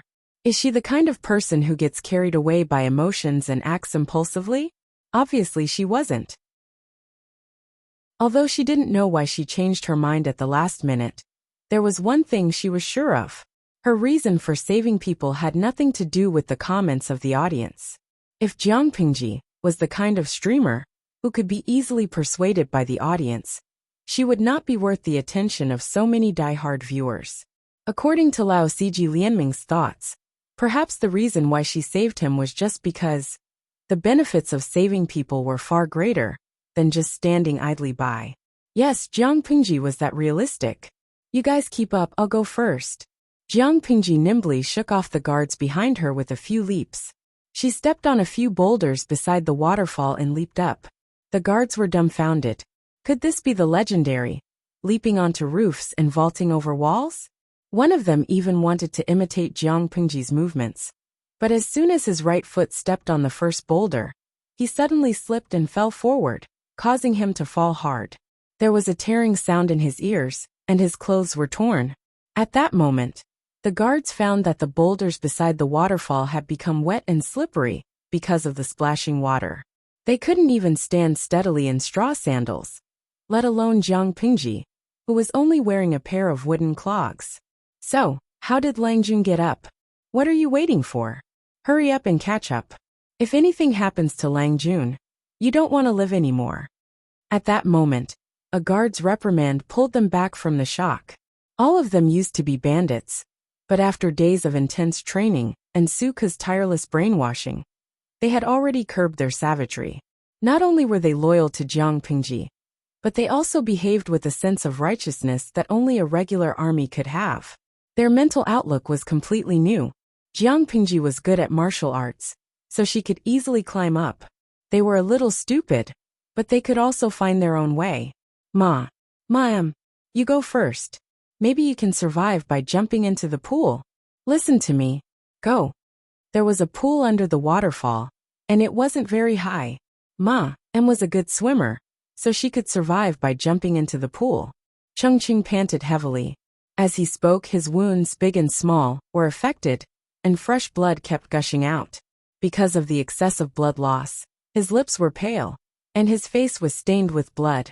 Even in such a mess, It was difficult to hide his beauty. After that, he fumbled to pick up the sharp sword lying beside him, and with the tip of the sword on the ground, he struggled to stand up. If we die together. How can I let my husband face evil people alone? The hair of the woman in green next to Chung Chung was messy, and the pearls and jade on her head had long been lost in the escape. She held her husband's hand tightly and said word by word, "If my husband dies here, how can I live?" Chung Chung wanted to persuade her again, but he thought that they were in the wilderness. Even if his wife escaped and luckily avoided the murderous bandits, she couldn't survive in the dangerous jungle. He suddenly felt helpless and could only hold her hand tightly. Tenderness suddenly grew in his heart. "Okay, cough, cough, cough." He coughed up blood. "With such a wife, what more can I ask for?" Chung Chung took a deep breath, held her fingers tightly and said reluctantly, "Don't be afraid, ma'am." At that moment, a series of messy footsteps came from afar. Occasionally, it was mixed with angry curses. Chung Cheng's heart skipped a beat after hearing it. Those powerful bandits had gotten rid of the guards and were chasing after them? Here they are. They escaped pretty fast. More than 40 bandits were all holding shiny knives. Their coarse hemp clothes were stained with blood, but very few of them were really injured. Just kill them. Cut off their heads and take them back. Don't talk so much nonsense. Faintly, some of the bandits' curses were mixed with this kind of dialogue, which made Chung Chung feel cold in his heart. When did the bandits become so powerful that they could kill more than 100 of his guards with only 40 to 50 people? What kind of bandits would kill people but not rob them? Instead, they would cut off the heads of others and take them away. This was obviously not a case of bandits killing people and robbing them, but someone deliberately waiting here to kill him. Chung Cheng's wife was also a heroine with a lot of courage. At this time, she also realized what was going on and looked at her husband with a serious face. Chung Chung gritted his teeth and asked sternly, enduring the severe pain of his wound, "Who sent you?" Chapter 254. He was not an important official in the imperial court. He was just a small official in the county. Although he had some background, he hated the internal strife in the imperial court. Instead, he preferred to stay in small places and laze around. He was also careful in his daily life and would not offend anyone. So, who on earth wanted to kill him and paid a hitman to kill him? Ask the king of hell when you go to hell. The leader of the bandits smiled ferociously, and his eyes fell on the lady behind Chung Chung with evil intentions. Chung Cheng's wife was in her early 30s and had 2 sons and a daughter. She knew how to live a good life, took good care of herself, and had a good mentality. Except for her mature and gentle temperament, she was as beautiful as a 16-year-old girl. No wonder these bandits wanted to kill her. Anyway, all they needed to do was cut off Chung Cheng's head. It didn't matter how they dealt with the others. In order to catch Chung Chung, the 2 brothers had been waiting in the wild for many months and hadn't even seen a female mosquito. They couldn't stand it anymore. Chung Chung was a man, so he understood the meaning of these people's eyes. His face was cold, and he was so angry that his wound was hurt. Facing dozens of evil eyes, Chung Cheng's wife made up her mind and grabbed the sword from Chung Cheng's hand. "Honey, I'm leaving now." After saying that, she was about to cut her throat. At this time, the bandits were also approaching. The situation had reached an irreversible point. Anger and hatred filled his chest. At this moment, all kinds of chaotic thoughts filled Chung Cheng's mind. The gentle and refined appearance of the past had been completely shattered. If the heavens had eyes and he could escape from death, he would definitely find out who was behind this and tear them to pieces. Clang! Chung Cheng's wife wanted to cut her throat, but her wrist was hit by a stone. The sharp sword suddenly fell from her hand and stuck into the ground. Tut tut tut. How can a bandit not know the rules? Huh. Chung Chung and his wife didn't see it because of the angle, but the bandits clearly saw who was talking. The person jumped up from the waterfall and stopped Chung Cheng's wife from killing herself. At the same time, he spun around and kicked the bandit closest to Chung Chung and his wife in the jaw. Half of the bandit's teeth fell out, his mouth was full of blood, and his jaw was deformed. Although he was still breathing, with that kind of strength, His brain was probably crippled by the kick. Almost in the blink of an eye, that person grabbed another person's hair bun and held a knife in his other hand. The long knife slashed across his neck, causing blood to spurt out. Chung Chung and his wife were also so shocked that they didn't come back to their senses. When they calmed down and took a closer look, they found that the young man in the Confucian robe, who suddenly appeared, was not as tall as their little daughter. Seeing this, their joy was instantly suppressed. Young friend, these villains are highly skilled in martial arts. There's really no need for you to get involved in this. Before Chung Chung could finish his words, he saw that the man didn't even turn his head. He just crooked his finger at the bandits, and his tone was full of contempt. I'm here to save this woman. You can do whatever you want to the man. Chung Chung and his wife were dumbfounded. The excited viewers in the livestream were speechless and sent a few colons.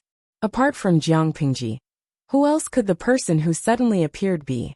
Her proposal was very friendly, but how could the ferocious bandit agree? Based on the fact that Jiang Pingji had crippled one person and killed another, they would not let her go. The system was also confused by Jiang Pingji's capricious behavior. Didn't you say that you wouldn't do the mission if you didn't save people? She didn't play by the rules at all, and the system was a little stunned. Jiang Pingji was surprised. I think his wife is quite beautiful. It's a pity that she died here. I don't care if the man dies or not, but I want to save the woman. If you think I'm doing a mission, I'll kill the man myself after we deal with these bandits. Then I'll fail the mission. The system. It didn't doubt the possibility that Jiang Pingji would do that. In order to resist the system, its host was also trying her best. Kill them all.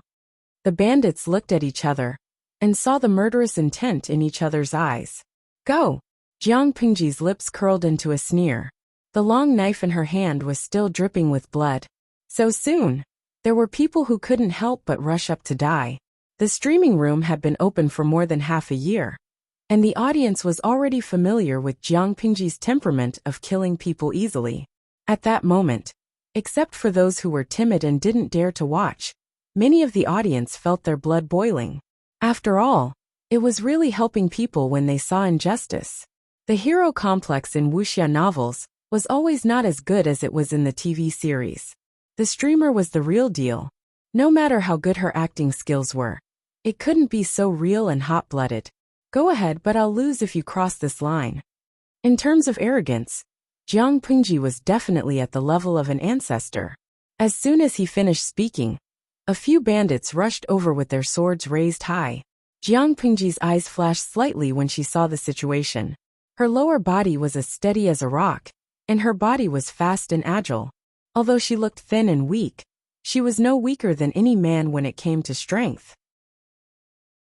She dodged and dodged 2 knife attacks aimed at her fatal parts, and at the same time, she took the knife attacks from several people head-on. The bandits thought that they could kill Jiang Pingji with 1 knife attack, but the moment the knife touched her, it was their hands that were split open. The strong men were shocked by the huge force, and they suddenly took 2 steps back. Their lower bodies were momentarily unsteady. It was also in such a short time that everything was difficult to recover. What great strength! That was also the last thought they had left in the world. Jiang Pingji didn't retreat, but moved forward. The blade cut through the void, leaving a beautiful white shadow. At the same time, a cold breeze swept past her neck, and the temperature of her body suddenly receded. Her vision was dim and her eyes were spinning. Yuyita! Kill! Bingtang lemon! Kill again! Inueja Zhugachinma! 1 more knife! Ji Kongting! Still not dead. Jiang Pingji. Do you think you're playing a game? Lao Siji Lianmeng. Congratulations to the streamer for completing a perfect 5 consecutive kills. After a while, Jiang Pingji had already seen through many problems, but there were still more questions left in her heart. The people in front of her were not bandits at all. Or rather, they were not authentic bandits. Instead, they were fighters carefully trained by others. The couple behind her was the target of their ambush. The man's name was Chung Chung. Since he could make friends with Meng Zhan in Song Prefecture's Meng County, he was at least from an aristocratic family. What made her wonder was what was so special about this man that the system was afraid of, and even wanted to kill him. Yes, the system had an ulterior motive. Even though they had been together for more than half a year, Jiang Pingji still didn't trust the system at all. Even though it issued a real-time task to save Cheng Cheng, in Jiang Pingji's eyes, its real purpose was to kill Cheng Cheng. Jiang Pingji's resistance to the system was not a day or two, and her hatred for real-time tasks was also deep in her heart. She boldly guessed that the system was persuading her to complete the task. But in fact, it was to provoke her and make her deliberately go against it. To that end, the system even took out the punishment of level 6 electric shock as reward bait. Chapter 255. In the blink of an eye, Jiang Pingji had cleanly taken away a few heads. His decisive and merciless manner even shocked these orthodox assassins. They were no match for Jiang Pingji, and now they had the intention to retreat. Naturally, they were no match for her. One hesitation, and their heads were separated from their bodies. There were more than a dozen corpses lying at Jiang Pingji's feet. Without exception, all of them were killed with one blow. Some died with their throats slit, while others were beheaded with one blow. Their heads flew into the sky and blood splattered all over the ground. Some still had some flesh left. Compared to these people's heavy losses, Jiang Pingji was unscathed. Sticky blood kept dripping from the blade. "Go! What are you afraid of? Everyone go!" One of the bandits roared fiercely, but his companions were not encouraged. Instead, they were even more afraid. They were trying to move forward, but they took a small step back without a trace. Their faces were full of hesitation and fear. These people were almost scared out of their wits by Jiang Pingji. They obviously had an overwhelming advantage in terms of numbers, but no one dared to move forward. Who dared to rush to the front? The people who had rushed to the front were now lying on the ground like corpses. The blood that spurted out was still steaming. The more it was like this, the more afraid they were. The broadswords in their hands could not bring them any sense of security. Seeing this, Jiang Pingji sneered coldly. "Tisk, cowardly rats. If these people could rush forward together and work together to deal with her, she could still look up to them and treat them a little more seriously. After all, no matter how strong she was, it was impossible for her to ignore the overwhelming number of swords that were swarming toward her. However, they revealed their fear of death after only a dozen of their companions were killed. Then they developed the thought of retreating in fear. Even if such people were armed with advanced laser weapons, they would still be useless. Jiang Pingji could kill them in minutes. They retreated, but Jiang Pingji would not. She suddenly gathered strength under her feet and moved forward quickly. The distance between the two of them was infinitely shortened. In the eyes of these bandits, Jiang Pingji seemed to suddenly leave her original spot and teleport in front of them. Her speed was frightening. "Ghost!" The word bandit escaped his mouth. However, before the next word left his mouth, a cold sensation flashed across his throat. The heat of his body poured out from this wound, causing his brain to stop working. Everything in front of him faded, becoming black, white and gray. It was a one-sided massacre. The one who had the upper hand was not the bandits, who had a large number of people, but Jiang Pingji, who was covered in blood. Cheng Cheng and his wife were dumbfounded. They had thought that they were going to die, but they didn't expect to come back from the dead at the most desperate time. Mrs. Cheng pursed her lips and supported her injured husband to the side to avoid being dragged into the battle. Cheng Cheng didn't forget what Jiang Pingji had said before. He held his wife's hand tightly, and countless thoughts flashed through his mind. "Darling." Cheng Cheng's wife looked up at her husband, asking him silently with her eyes. "Don't worry, madam. Just wait a little longer." He gently patted the back of his wife's hand to calm her down. While they were talking, Jiang Pingji killed a few more people. Her clothes had long been stained by blood, and her original color couldn't be seen.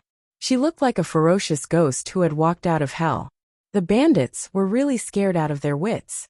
Their legs were trembling, and they were anxious. However, these people always remembered their mission.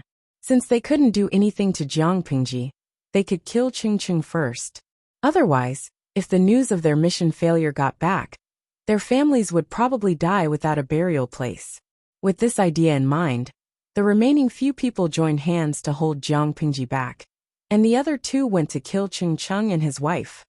Darling. Cheng Cheng's wife saw 2 people rushing out of the chaotic crowd. They raised their knives and intended to cut her husband. She hurriedly stood up and blocked them with her body. Everything happened so fast that it was too fast for her to react. Cheng Cheng saw it. But he was injured all over, and could barely stand with his remaining strength. His wife stood in front of him. When he realized what was going on, and wanted to push them away, the 2 knives were already close to him.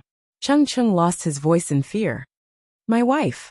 However, neither he nor Cheng Cheng's wife, who was waiting for the pain with her eyes closed, saw the knives that were supposed to fall didn't come. The knives that were raised high suddenly stopped at the highest point, as if time had stopped. The expressions of the 2 bandits also froze at the most ferocious and joyful moment. They seemed to have seen the scene of Cheng Cheng and his wife splashing blood on the spot. But it was impossible. As I said, you can do whatever you want. If you cross the line, I lose. Jiang Pingji's knife had already left her hand, and the 2 bandits who were frozen were killed by the knife that had disappeared. At that moment, except for the audience in the streaming room, no one knew how Jiang Pingji had done it. Although the 2 bandits were not side by side, they were not in front of each other either. How could she kill both of them with one knife? Jiang Pingji's back was facing the 2 bandits, and she was even pinned down by the enemy. How did she do it under such circumstances? The audience was in a life and death situation, so they naturally didn't have extra energy to pay attention to it. They couldn't see everything from their current point of view, but the audience in the streaming room could clearly see what had happened at that moment from God's perspective. Lao Siji Lianmeng. She ran away so fast. I just saw the streamer's sword make a big turn. In Yuejiajugachinma. What a beautiful double kill. De Zhuangzhu's wife. I screamed just now. My roommates thought something was wrong with me. It was so exciting. Yu Yi Huangyi. The streamer's move just now was so cool. I really want to send you 666. Not only did the audience in the streaming room send a series of 666, but the platform was also flooded with all kinds of gifts. If it had encountered such a large number of gifts in normal times, the system would have come to Jiang Pingji to annoy her. But now it was strangely silent, as if it didn't exist. Others didn't know, but Jiang Pingji knew why the system had such a reaction. Coca-Cola. Wait a minute. The streamer doesn't have a weapon now. What should we do? This bullet screen was particularly glaring. Many of the viewers who had sent 666 quivered as they finally noticed this point. In order to save people, Jiang Pingji used a long knife to sneak attack the 2 bandits. Although she saved Cheng Cheng and his wife from danger, she also put herself in a desperate situation. She was now unarmed, but the bandits around her who were eyeing her were all holding sharp knives. Chapter 256. He wasn't a reckless or stupid person. He knew that if he reminded Jiang Pingji to be careful, it would remind the other bandits and boost their confidence.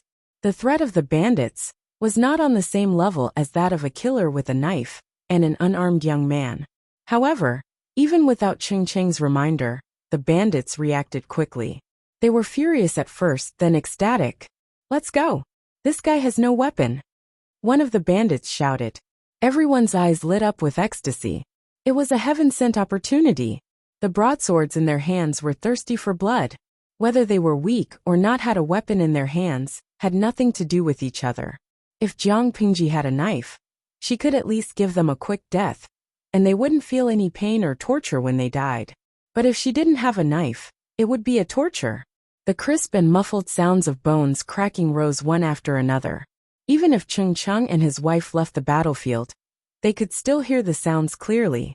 Not to mention the audience in the streaming room. The superb streaming equipment gave them the most authentic enjoyment.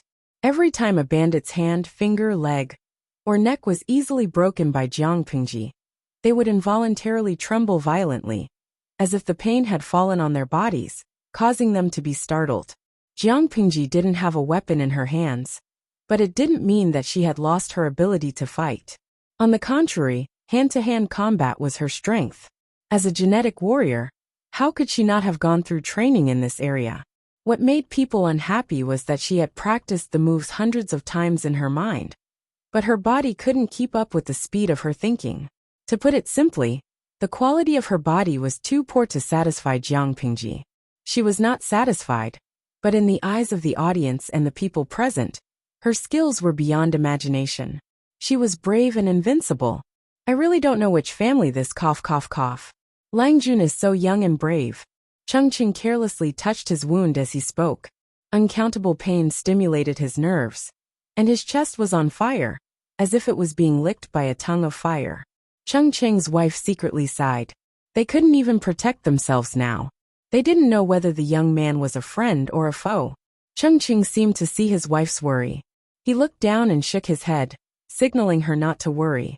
Even though Jiang Pingji had spoken rudely before, if she really had evil intentions towards them, she wouldn't have needed to risk being besieged by the enemy and throw out the weapon in her hand to save them. She could have allowed the bandits to kill people. Since he had made a move, it proved that the other party had no intention of taking their lives. At this time, there was another noise under the waterfall. Cheng Qing and his wife looked at each other and saw the seriousness on each other's faces. Following the sound, he saw a few hands clawing at the edge, and after a while, a few more heads popped out. Cheng Qing quickly gripped the sharp sword in his hand, hesitating whether he should go forward and stab them before they came up. However, what if the people who climbed up weren't bandits, but the companions of that young friend? On Cheng Qing's side, the guards who had climbed up with great difficulty were almost scared out of their wits. Lang Jun, the guards who had been struggling to climb up suddenly felt as if they had eaten spinach. They quickly climbed up and pulled out the swords at their waists, trying to help Jiang Pingji out of trouble. However, their Lang Jun was too brave and didn't give them a chance to perform. Bang! Jiang Pingji threw the last body on the ground and stood in the middle of the bodies with a cold face. She looked at the guards quietly, the guards who climbed up awkwardly. For some reason they felt a little guilty. It was okay to let their Lang Jun take the lead, but as guards, they were not even of any use. It was a great shame. Go back and train well. Jiang Pingji stared at the guards for a few seconds, which directly made them feel guilty. None of the guards dared to look at her in the eyes. They felt guilty. How could they not feel guilty? It took a group of people so long to climb up a waterfall that wasn't very high. Jiang Pingji couldn't bear that kind of speed. If she really needed their help, the bodies would have been cold, so they needed to redouble their training. The guards all showed a bitter smile, but no one dared to refute Jiang Pingji's order. The guards all put their hands together. Yes, Lang Jun. Jiang Pingji was a little satisfied, and her tone finally softened a little. Clean up these bodies, dig a pit and burn them. Many of the guards secretly felt their teeth hurt. Their Lang Jun was really ruthless. How was she ruthless? Nowadays, people paid attention to returning to their roots. It was fashionable to bury the dead. If they lost a limb when they were alive, they would be disabled when they went to hell. Not only would they be ashamed to meet their ancestors, but they would also be incomplete after reincarnation. Therefore, a full-body burial was very important. But Jiang Pingji's words determined the fate of these people after they died. They couldn't even go to hell after death. So here was the problem. Was it more miserable to leave their bodies in the wilderness and have them eaten by wild animals, or to die without a full body and be unable to go to hell? The guards dared not refute Jiang Pingji, so they could only silently listen to her orders. After that, Jiang Pingji finally had the time to pay attention to the Cheng Qing couple. The man was tall and slender. He had a light and gentle temperament. Not to mention his looks, he gave off the impression that he was easy to get along with. He was very approachable. Jiang Pingji analyzed him from head to toe without batting an eyelid. Her eyes darkened slightly. On the other side, Cheng Qing had a strange feeling in his heart. He had an inexplicable feeling. Jiang Pingji glanced at the woman next to Cheng Qing, and then said to one of the guards, "Do you have medicine with you? Treat this gentleman's wound. It's not a fatal wound, but if it's not treated, it'll be dangerous if he bleeds too much." Yes, the guard naturally brought enough medicine with him. "Thank you." Cheng Qing's wife took the medicine and bowed to Jiang Pingji. Jiang Pingji didn't go over to ask for more information. Instead, she sat on the side looking gloomy. Others thought she was in a daze. But in fact, Jiang Pingji was just looking at the reward given by the system. System. Congratulations to the streamer for completing the real-time task, saving Chung Chung. You have received the reward full breasts, white wrist high body smooth sexy shroud. Please receive the reward at the receiving desk. System, are you not happy? She asked the system in her heart. The system sent her a series of ellipses. This time, I have completed the task you gave me perfectly. Jiang Pingji smiled, but the smile didn't reach her eyes. The system replied, the host finally understands my painstaking efforts. I am very happy. However, after the reply, the system became silent again. It wasn't as noisy as it usually was. Obviously, it wasn't as happy as she expected. Jiang Pingji could even imagine it gritting its teeth in anger. Chapter 257. Why was she angry? Maybe it was because Jiang Pingji didn't act according to the system's plan. It would be weird if she felt good. She couldn't help but laugh to herself. Her vigilance and defense against the system, which was not low in the first place, increased by another level. My instructor once told me that when you meet your enemy, the moment they want to kill you is the moment their weakness is the most obvious. Killing intent is also a kind of subjective emotion, and it often involuntarily reveals the most important motive. Jiang Pingji suddenly opened her mouth. The system couldn't stand it anymore. It sounded a little angry. Host, what did you mean by that? What I mean is to tell you, if you want to scheme against me in the future, you better keep your foxtail. She said bluntly. The system was speechless. It was like it was constipated. It couldn't say a word. In fact, before Jiang Pingji opened her mouth, it didn't know how it had exposed its real purpose. There was nothing wrong with the triggered mission, but it still persuaded Jiang Pingji to carry out the mission. The reward, full breasts, was also something she couldn't complain about. As for the punishment, the system paid a lot of money. As long as she refused the mission, Jiang Pingji would be the winner in life. But she didn't play by the rules. The system didn't know where it was wrong until just now. It was calculating in its mind, but it forgot how smart its host was. It was only the description of the real-time triggered mission that made the host suspicious. Chung Chung, a friend of Meng Zhan from Meng County in Song Prefecture. He is in an unknown danger. Please save him in half an hour. The mission description didn't seem to be wrong, but it was a trap. Who was Chung Chung? It described him as a friend of Meng Zhan from Meng County in Song Prefecture. The title didn't seem to be wrong, but Jiang Pingji was suspicious because of it.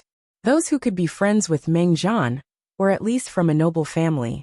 They might even be an official. Therefore, under normal circumstances, the description should be some family or some official.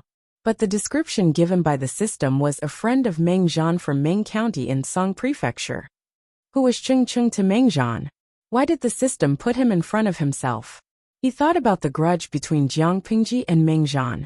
Under normal circumstances, she would be lucky if she didn't leave after reading the mission description. If she failed the mission, she would be punished with a level 6 electric shock. Her force fusion would increase by at least a dozen points. There were only benefits to rejecting the mission, and it was in line with Jiang Pingji's usual style. The second suspicious point was that the quest was only announced after blood robes appeared. According to Jiang Pingji's usual temperament, it was highly likely that she would help when she saw injustice. She was not afraid at all, but the system just had to issue a mission at this time. The mission content seemed to be to save people according to her wishes, but the effect was to dispel her thoughts. In that case, how could Jiang Pingji not be suspicious? The system, who understood everything, wanted to explode on the spot. This game can still be played? Its stomach was cramping, and its head was hurting. It needed to calm down. After a long time, it consoled Jiang Pingji stiffly, even though it was useless. As the other half of the host, I can't possibly harm you. As for scheming against you, that's even more impossible. Jiang Pingji smiled and asked, System, when you said that, didn't you feel like you were lying? The system still wanted to explain, but she forcefully interrupted it. and made it swallow its words. Forget it. I never wanted you to be loyal to me. No matter what your purpose is, it has nothing to do with me. However, I hope you can understand one thing. I, Jiang Pingji, am not someone that anyone can order around. I am not a tool that anyone can use to kill others. Even if it's you, the system. She clicked her tongue and did not hide her arrogance. She and the system had already shed all pretense of cordiality. It did not matter. The system sent a long string of ellipses. After spending half a year together, it more or less understood Jiang Pingji. Unnecessary explanations would only make her more disgusted and vigilant. So what if Jiang Pingji hated it? The relationship between the host and the system was simply that of a parasite and a parasite. Unless it left voluntarily, the other party could not do anything to it. Anyway, she had completed the mission. It had achieved half of its purpose. The system secretly held its breath and could only comfort itself. After this lesson, it would be fine to be more careful in the future. No matter how smart Jiang Pingji was, it was impossible for her to be flawless. One could only be a thief for 1,000 days. How could one guard against a thief for 1,000 days? Jiang Pingji said that being mentally retarded was a disease that could not be cured, just like the system. Her plan failed this time, but it still wanted to succeed next time? After the confrontation was over, and the system dared not show itself, Jiang Pingji finally had the leisure to find out more about Cheng Cheng's background. He was the first person who was seen as a thorn in the system's side, and wanted to use her to watch Cheng Cheng die. Coincidentally, Cheng Cheng had already treated his wound with the help of his wife. He tied a clean gauze, and barely stopped the bleeding. With the help of Cheng Cheng's wife, he walked to Jiang Pingji with weak steps and bowed deeply. I am Cheng Cheng, from the Cheng family of Langyi. Thank you for your help that my wife and I were able to successfully escape from this disaster. Cheng Cheng's face was still pale, but he slightly cleaned up his disheveled appearance. It was hard to hide his elegance. Jiang Pingji hurriedly returned the greeting. Hearing his background, she could not help but ask, the Cheng family of Langyi? Those with the surname Cheng and Langyi had inextricably linked blood relations with the gentry of the Cheng family. Looking at the material of Cheng Cheng's clothes and his wife's attire, both of their families were quite well off. Yes, Cheng Cheng said. Jiang Pingji asked, Sir, you are from a noble family. Why didn't you bring any guards when you went out? Instead, you were targeted by those vicious people and provoked a vendetta? Cheng Cheng looked doubtful. Not to mention Jiang Pingji. Even he did not know how he had provoked such a group of people. If it is not convenient for you, I will not ask more. Cheng Cheng hurriedly said, It is not like that. It is just that, even I have no clue about this matter. I think I have always been kind to people. Although I do not have many close friends, I have never been angry with others. I really do not know how I provoked others to kill me. This time when I went out with my wife, I knew that the outside world was turbulent, so I brought enough guards with me, but they all died in the hands of those vicious people. If it were not for Jiang Pingji's coincidental arrival, Cheng Cheng and his wife would have died long ago. He was not afraid of death, but he did not like to die without knowing why. Chapter 258. Cheng Cheng couldn't figure it out, but Jiang Pingji's words gave him a new suspect. Noticing the change in Cheng Cheng's expression, Jiang Pingji asked casually, Do you have someone in mind? Cheng Cheng couldn't say it out loud even if it was really that person, let alone just having a slight suspicion. Jiang Pingji didn't ask further. She glanced at Cheng Cheng's wife. The couple had been living a comfortable life. They had never been as embarrassed as they were that day. She asked a very practical question. I just heard from you that all the guards were killed by the villains. Now we're in the middle of nowhere, and we're still a few days away from the nearest courier station. What's your plan? Cheng Cheng was injured, and his wife didn't do any housework. They didn't know how to survive in the wild. Cheng Cheng looked embarrassed when Jiang Pingji asked the question. Before he could say anything, Jiang Pingji continued. If you don't mind and trust me, why don't I send you to the nearest station? You can settle down there, and then contact your families. You are still in danger if you don't know the background of the thugs. Cheng Cheng thanked Jiang Pingji for her kindness with shame. If they didn't get a ride, they would have a hard time surviving even if the thugs didn't kill them. Compared to Ching Cheng's gentleness, his wife was very straightforward. She liked Jiang Pingji more after witnessing what she did. You have extraordinary skills and an imposing aura. I wonder which family you are from. The Lu family of Hejian. My first name is Shi. My father is Lu Shi. If you don't mind, you can call me Lanting. After hearing this, Cheng Cheng and his wife were both surprised, but they focused on different things. Cheng Cheng's wife focused on the young man, who was talented enough to be a good son-in-law. You are Lu Zhongqing's son? When Lu Shi was young, he was the man that many girls missed. The story of him and his wife, Gu Min, was even more popular. Cheng Cheng's wife had never seen him, but she had heard about him. She didn't expect a talented man like Lu Shi to have such a powerful son. Those villains had forced the couple into a dead end, but in front of this young man, they were so vulnerable.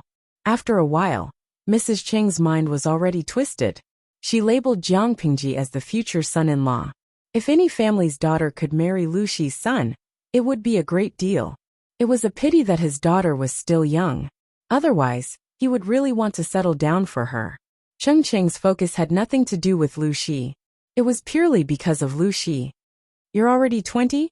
He didn't look like he was 12 or 13 at most. Jiang Pingji was stunned for a moment. She immediately understood the reason behind Cheng Cheng's question. She explained, the courtesy name of Lanting was left behind by my late mother. It's just that father and mother loved each other deeply. After mother passed away, she always called me Lanting. Since he had already given it, he might as well just use it. It would save him the trouble of giving it a nickname. Cheng Cheng. Such a wild and unrestrained style was really something that Lu Shi would do. Most of the blood on her body had dried up. It was impossible to tell what she looked like. Jiang Pingji told the guards to protect Cheng Cheng and his wife. She found a secluded place to wash her face. She couldn't wash off the other blood on her body, but she had to wash off the blood on her face. You're really good looking. Do you have an uncommitted marriage? Cheng Cheng's wife was more and more satisfied with Jiang Pingji. She saw that Jiang Pingji looked so delicate and pretty. Although she was a little feminine, she was a popular image of a handsome young man. She was tempted and wanted to be a matchmaker for Jiang Pingji. Jiang Pingji nodded and then shook her head. She said, I did have an engagement, but Master Liaochen told my fortune. He said that I shouldn't get married early. Otherwise it would be harmful. So, I had to cancel the engagement in order not to waste the girl's time. Cheng Cheng's wife gave up on the idea of being a matchmaker. She felt it was a pity. She didn't doubt the truth of Jiang Pingji's words. Marriages between gentry families were not child's play. Unless it was unavoidable, they wouldn't cancel the engagement. Jiang Pingji's reason was irrefutable. Cheng Cheng looked at Jiang Pingji's face thoughtfully until his wife pinched him. Her husband was a good teacher. She didn't want to spoil Jiang Pingji's mood by talking nonsense. Cheng Cheng smiled bitterly. You've misunderstood me. I just think that you look familiar. I think I've seen you somewhere before. Since Lanting is Lu Zhongqing's son, he naturally looks like him. Why are you thinking about this? Cheng Cheng was speechless. He had never really met Lu Shi.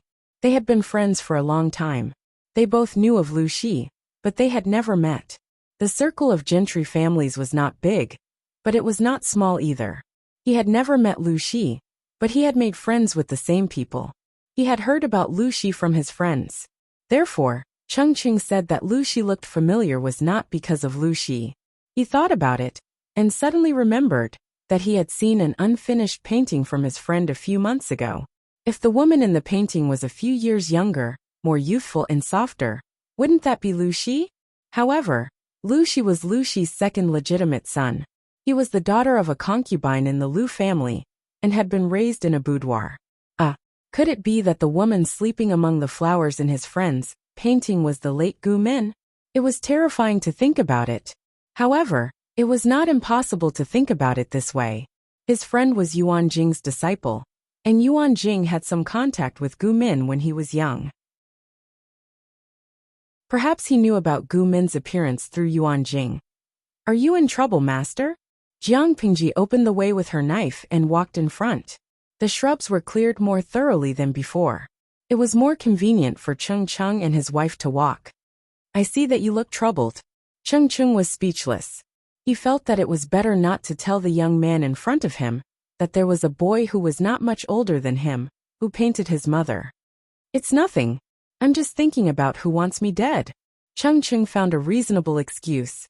Although I have some guesses, I don't think that person would do such a thing. So that was what he was worried about. Jiang Pingji was not suspicious. Even though she could see that Cheng Cheng was a little guilty, it was not appropriate for her to ask. Lang Jun, you're finally back. The guards found traces of a fight nearby. Suka saw a few people walking out of the forest from afar. From afar, Suka saw a few figures walking out of the forest. He hurriedly trotted forward and swallowed all the words he wanted to say. Who could tell him that Lang Jun had only gone out to fetch water? Although it took a long time, how could he be covered in blood when he came back? Chapter 259. Suka was confused, but Jiang Pingji was much calmer. What kind of fight? She threw a few water bags to Suku and said, ask the guards to gather some firewood and boil it in a pot. Put it back in the water bags when it's cold. The water in the stream is not clean after all. Boil it before drinking. He hurriedly took the water bags and found 2 new faces in Jiang Pingji's team. Suka said, the guards who were looking for firewood reported that they found several carriages and horses without people on the road ahead. There were many corpses lying around.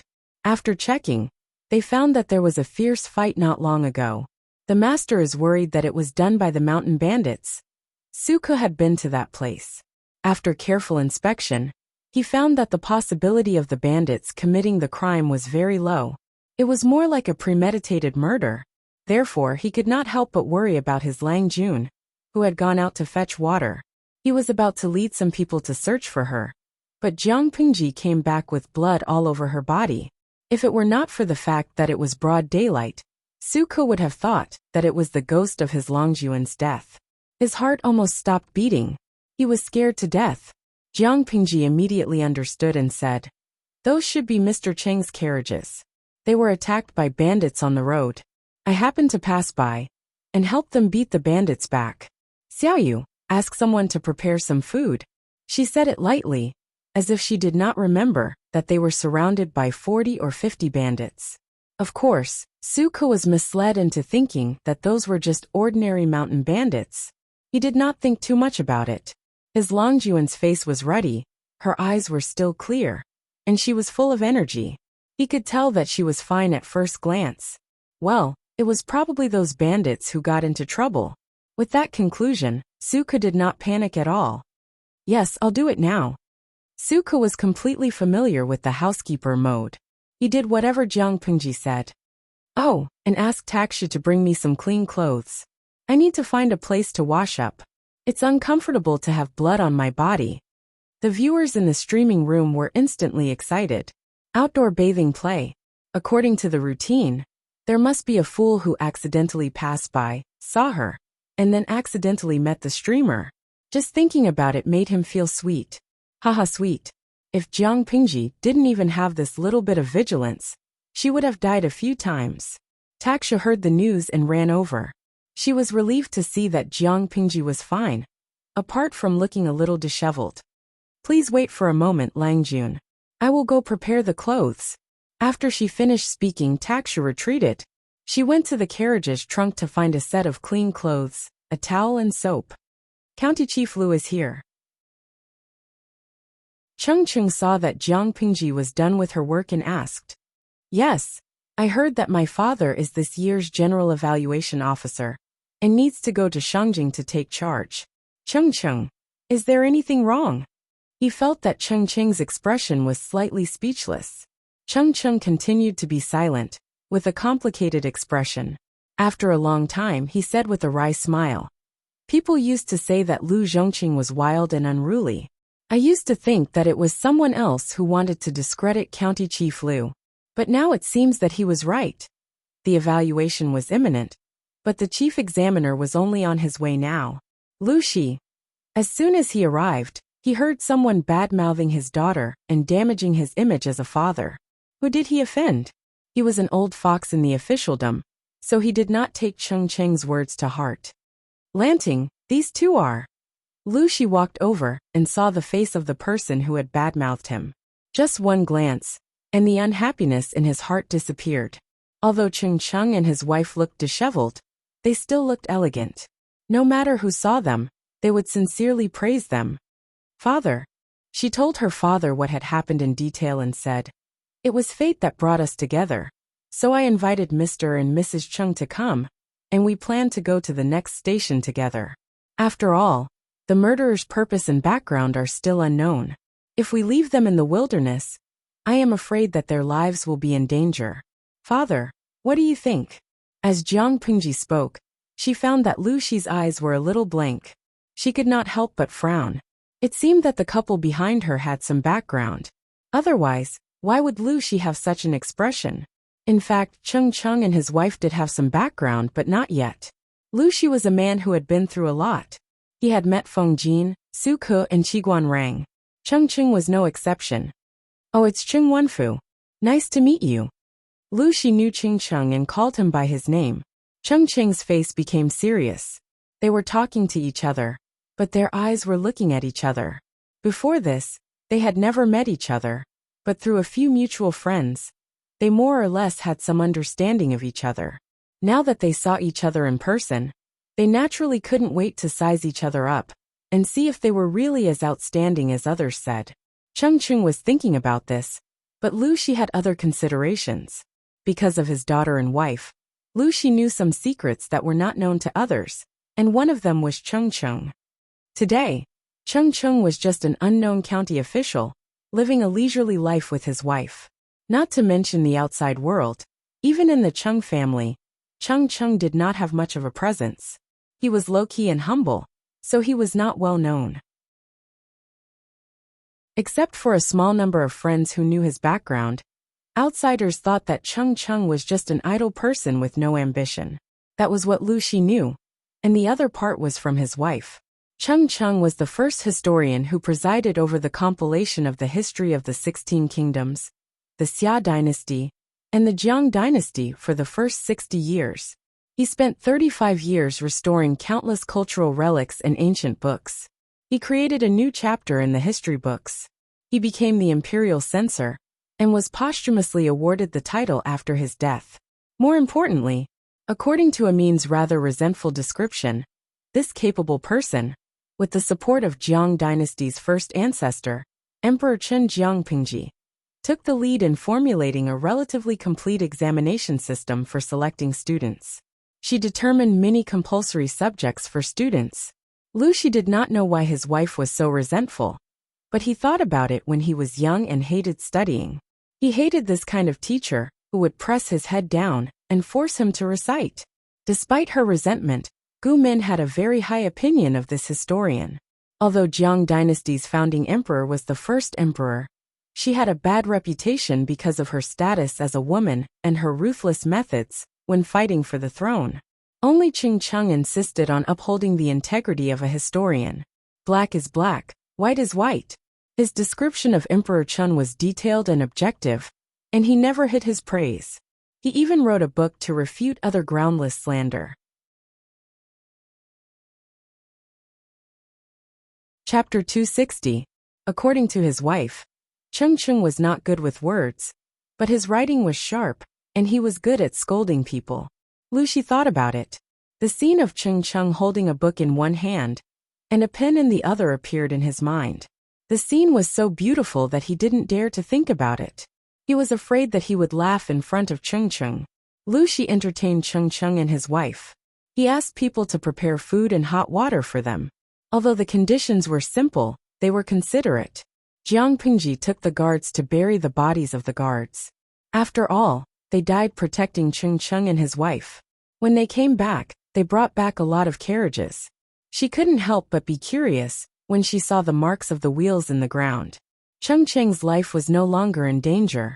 He was overjoyed when he saw that Jiang Pingji sent the carriages back. Regardless of the others, he went straight into the carriage and opened the boxes one after another. He was relieved to see that the treasures were safe. Cheng Cheng's wife smiled and joked, "It's time for you to change your temper. Otherwise, Lu County Chief and Lanting will laugh at you. No one will pick up these boxes if you throw them on the road, but you treat them as your lifeblood. People who don't know better will think that they are treasures. Cheng Cheng was a little embarrassed. He blushed because of his wife's teasing. After all, it was a little crazy to bring a few carriages of bamboo slips with him. Lu Shi helped Cheng Cheng out of the predicament. He knew how difficult it was to study nowadays. The bamboo slips in the carriages were not as important as one tael of gold for ordinary people. They were just a pile of bamboo slips for starting a fire. But for those who had foresight, they were priceless. It was hard to find one of them even with money. Cheng Cheng secretly smiled at his wife. There was a hint of pride on his face, which made people who saw him smile. Because Cheng Cheng was injured, he could not withstand any additional torment. In addition, the condition of the road was not smooth, so Lu Shi made the decision to prepare a carriage for the couple. The shock absorption system of the Lu's carriage belonged to the pyramid in this era. Cheng Cheng and his wife didn't know the reason at first. They didn't know Lu Shi's kindness until they got in the carriage. Privately, Cheng Cheng's wife changed the dressing on her husband's wound. She inadvertently talked about the bandits during the day. "Did you think of someone, my husband?" Cheng Cheng's face was gloomy, and he said with disappointment, "Alas, if I had to say who I offended today, it could only be that person." "That person?" Madame Cheng's eyes darted around, as if trying to guess who that person was. "Meng Zhan from Sangzhou," Cheng Cheng said hesitantly. "But I don't think Meng Zhan lives up to his name. But I don't think he's that vicious. He just heard some scandals. Why would he want to kill me? If Meng Zhan really wanted to kill him because of the scandal of exchanging a concubine for a legitimate wife, he wouldn't have left Sangzhou. Why would he wait a few months before settling the score? Some scandals? What scandal is it?" Mrs. Cheng was confused. "My husband is not a talkative person." Looking at the wounds on her husband's body, how could she not feel distressed? If she knew who was behind this, she would definitely not let them off easily. Didn't Meng Zhan lose his second son a while ago? On the surface, it is said that he is the son of his first wife, but in reality, he might be the son of a concubine. Cheng Cheng did not hide anything from his wife. If it weren't for what happened today, he wouldn't have told anyone about it. Gossiping about other people's affairs was not what a gentleman would do. Mrs. Cheng was surprised. She didn't expect it to be like this. In today's era, there was a clear distinction between the legitimate wife and the concubine. Messing up the legitimate wife and the concubine could be said to be a minor offense, or even a minor offense could be said to have violated the law. The whole family would be despised and would never be able to lift their heads again. For a noble family like the Mengs, the higher the status, the more attention they would receive. Naturally, the consequences would be more serious if the scandal was exposed. It seemed that it was not impossible for Meng Zhan to hire a killer. However, Mrs. Cheng had the same opinion as Cheng Cheng. She thought the possibility of Meng Zhan being the killer was very low. "Think about it. Maybe it was someone else." Cheng Cheng let out a long sigh. He racked his brains, but still couldn't figure it out. He had to put it aside for now. They had planned to separate at the nearest station. But Cheng Cheng and Lu Shi had a similar temperament. They chatted happily. Under Lu Shi's enthusiastic invitation, the two families decided to go on the road together. It was a win-win situation, and it also saved Cheng Cheng and his wife some embarrassment. If they sent a letter to their family at the station, it would take at least a month for the family to send someone over. "Lanting, are you interested in these books?" Although they were on the road, and the conditions were simple, Cheng Cheng's injury had been healed after a period of rest. The 6 Arts of a Gentleman was a compulsory course for scholars. Cheng Cheng naturally knew how to ride and shoot. After his injury was healed, he didn't want to stay in the carriage anymore, so he decided to ride a horse to get some fresh air. He found Jiang Pengji was staring at his bookcase, so he couldn't help but ask, "Yes, I found that Uncle Cheng has more books than my father's study." In that era, the books were basically in the hands of the noble families. The richer the family was, the more books they had. According to her understanding, Cheng Cheng was not a direct descendant of the Cheng family, but the tens of thousands of books in the carriage all belonged to him. She couldn't help but gasp in admiration. She didn't know where Cheng Cheng had gotten so many books. If possible, Jiang Pingji would like to make a copy. Books were an important way to pass on human wisdom. They were indispensable if civilization wanted to move forward. Of course, if they wanted to break the monopoly of civilization by the noble families, they were more than enough. Cheng Cheng didn't know what Jiang Pingji was thinking. He couldn't help but feel proud when he heard what she said. He wasn't bragging. Even the noble families with thousands of years of history might not have some of the books in the box. A small portion of these books are from my family's collection, and the rest are the remnant pages of ancient books that I've collected. Occasionally, when I hear that some houses have rare ancient books, I'll shamelessly visit them. At this point, Cheng Cheng's words became a little more vague. From this, it could be seen that the shamelessly visit he mentioned might be the kind that came uninvited. Over time, I've accumulated so many. Cheng Cheng's wife often complained about her husband. She said that she was not the legal wife, but a concubine. The books in the box were Cheng Cheng's legal wife. Although it was a joke, it showed how much Cheng Cheng liked the books. Chapter 261. Jiang Pingji wasn't a good student who loved to study, but she respected and feared the professionals who worked in the field of education. Since ancient times, human history had experienced ups and downs, but no matter how tragic the war was, they were always able to rebuild civilization from the ruins at the fastest speed possible. The reason for this was that apart from the strong resilience of humans to survive, another reason was the protection of civilization. As long as the seed of civilization was still there, it would eventually bloom on the ruins. Jiang Pingji naturally respected and yearned for Cheng Cheng's ambition. Civilization was never exclusive to one family or one clan. It was the unique wealth of the human race. Cheng Cheng didn't think too deeply or too far, but he didn't stick to one pattern. His eyes didn't only see the present, but he also thought about the inheritance of civilization. That alone made him much better than most of the aristocratic families, who cherished their treasures. Jiang Pingji thought about it and asked with a smile, "Uncle Cheng, would you be willing to lend me a few books to copy?" The aristocratic families treated books as their lifeblood. Unless they had a good relationship, they wouldn't lend them easily, let alone let others copy them. Cheng Cheng was very generous, but he was also a little childish, so he replied with a smile, "Of course you can, but you have to give me something in exchange."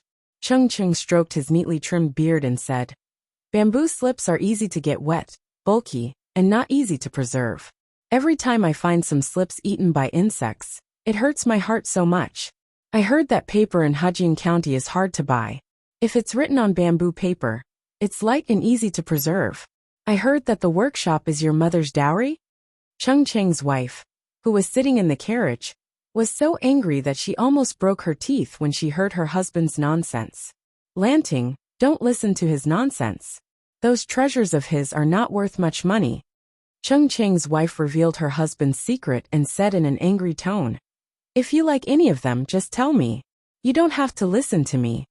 Cheng Cheng's face turned red, and he secretly wanted to beg his wife for mercy. At least she would give him some face in front of the younger generation. Jiang Pingji couldn't help but laugh when she saw their interaction. "The workshop is indeed my mother's dowry. It produces a limited amount of paper every year, and most of them are ordered to other families. If Uncle Cheng likes it, this nephew will ask the housekeeper to save a few knives for you and send them to your mansion." Hearing her words, Cheng Cheng's expression couldn't help but turn solemn as he hurriedly explained, "Lanting, this is a misunderstanding. No matter how frivolous I am, I still have to maintain my dignity. How could I take advantage of a junior?"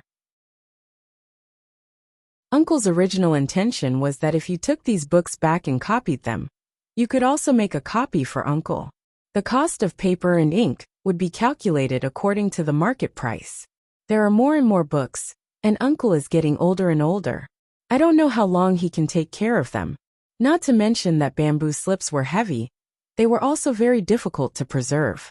They had very high requirements for the environment in which they were stored. Otherwise, they would go moldy or be eaten by insects. Among these tens of thousands of bamboo slips, almost every one of them had been rebound.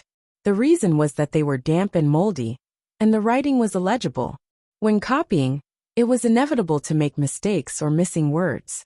In order to ensure that the content of the book was good, he had to go back and forth several times, and then let his sons help him proofread it. After confirming that there were no mistakes, he would recompile it. The project was very time-consuming. Ever since the introduction of bamboo paper, he had thought of replacing the bamboo slips with paper. However, the scale of the paper-making workshop was slow to expand. The paper produced every year was almost monopolized by a few gentry families, so he couldn't order any. That was a pain in the ass. Jiang Pingji rolled her eyes and replied with a smile. I can't show you my handwriting. I can look at it myself, but if I show it to Uncle, won't I be displaying my slight skill in front of an expert? How about this? I will provide the ink, paper, and inkstone, and Uncle will make an extra copy for me. The ink, paper, and inkstone will be provided free of charge. Just treat it as a gift for Uncle. Cheng Cheng was speechless. He almost couldn't wrap his head around what she was saying. Before Jiang Pingji could finish her words, a sachet flew toward her head. She raised her hand and grabbed it to avoid being hit. How dare you? Uncle Cheng is such a person. How can he make such a joke? Lu Shi's face was cold. He was the one who threw the sachet. Cheng Cheng quickly stopped and teased Lu Shi. Zhongqing, why are you angry? Are you angry that your son made a bad deal? Even though Cheng Cheng didn't care much about business, he knew how expensive the bamboo paper in Hajin County was. In order to finish copying those tens of thousands of bamboo slips, the amount of bamboo paper needed was not a small amount. Of course, many of the bamboo slips were unique copies, so their value was not low. Lu Shi said, Wenfu, you misunderstood me. Bamboo paper is expensive outside, but it doesn't cost a lot to use it. This kid is stupid today. He wants to exchange some paper for Wenfu's book collection. I've never seen or heard of such a black-hearted businessman. Cheng Cheng laughed and said to Jiang Pingji, like father, like son. You have the style of your father. Lu Shi was speechless. He believed that Cheng Cheng was good at scolding people. He had just called Jiang Pingji a black-hearted profiteer, and Cheng Cheng had turned around and mocked him. Wait, who is the father and daughter here? Seeing that Cheng Cheng and his daughter were on the same side, Lu Shi suddenly felt that he was in a bad situation. He was so tired. Cheng Cheng agreed readily to Jiang Pingji's half-joking words. Okay, nephew. As long as you give me enough bamboo paper, I'll send you a copy when I'm done. It's worth it. Jiang Pingji blushed and felt a little embarrassed. Bamboo paper was extremely expensive to outsiders, but her family knew that it was worthless. Using such a small amount of paper to exchange for tens of thousands of precious books, this business could not be more profitable. Even Jiang Pingji felt that she was somewhat shameless, but Cheng Cheng accepted it so generously, without the slightest hint of displeasure, which made her feel a lot of emotions. In fact, Cheng Cheng also felt a little embarrassed. He felt that he had taken advantage of the younger generation. He was not a selfish person. He treasured the books very much, but if someone wanted to borrow them and copy them, he would gladly agree. With just one more copy, they would be able to exchange for countless precious bamboo papers. In the future, they wouldn't have to worry about the preservation of their books. Thus, they would be able to solve their worries. It seemed that both sides had suffered a loss, but in fact, from another perspective, they had both benefited. In other words, the value of some things couldn't be measured by gold or silver. Thank you, Uncle. I'll cherish it.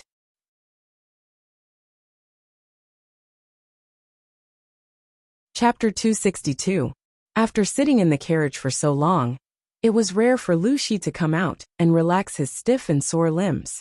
Otherwise, his muscles would protest. In another half a day's journey, we will be able to enter the city. I haven't been here for a few years, but Shangjing is still bustling. The outside world was about to turn upside down, but the majestic Shangjing was still singing and dancing, which made Lu Shi, who was used to desolation, very uncomfortable. The imperial family of Dongqing had no other skills, but they were good at seeking pleasure and pretending to be peaceful. With such a weak and incompetent imperial family, It was no wonder that the Shangyang Palace could not be protected and was burned to the ground. Lu Shi's head hurt when he thought of the mastermind who burned down Shangyang Palace and massacred the imperial family. The mastermind was none other than Qiguan Rang, Prince Shouchang's advisor. Yes, he heard it right. It was that Qiguan Rang, a counselor of low birth, a treacherous character, ruthless methods, and a counselor whose loyalty had all been fed to dogs. Gumin didn't know much about history. Most of what she knew was from TV dramas, so she only remembered 3 things about Qiguan Rang. First, he burned down Shangyang Palace and killed the men of Dongqing's imperial family. Second, he caused the Empress to lose 3 cities in a row. Third, he set up a trap in the prison and caused the former master's good situation to collapse instantly.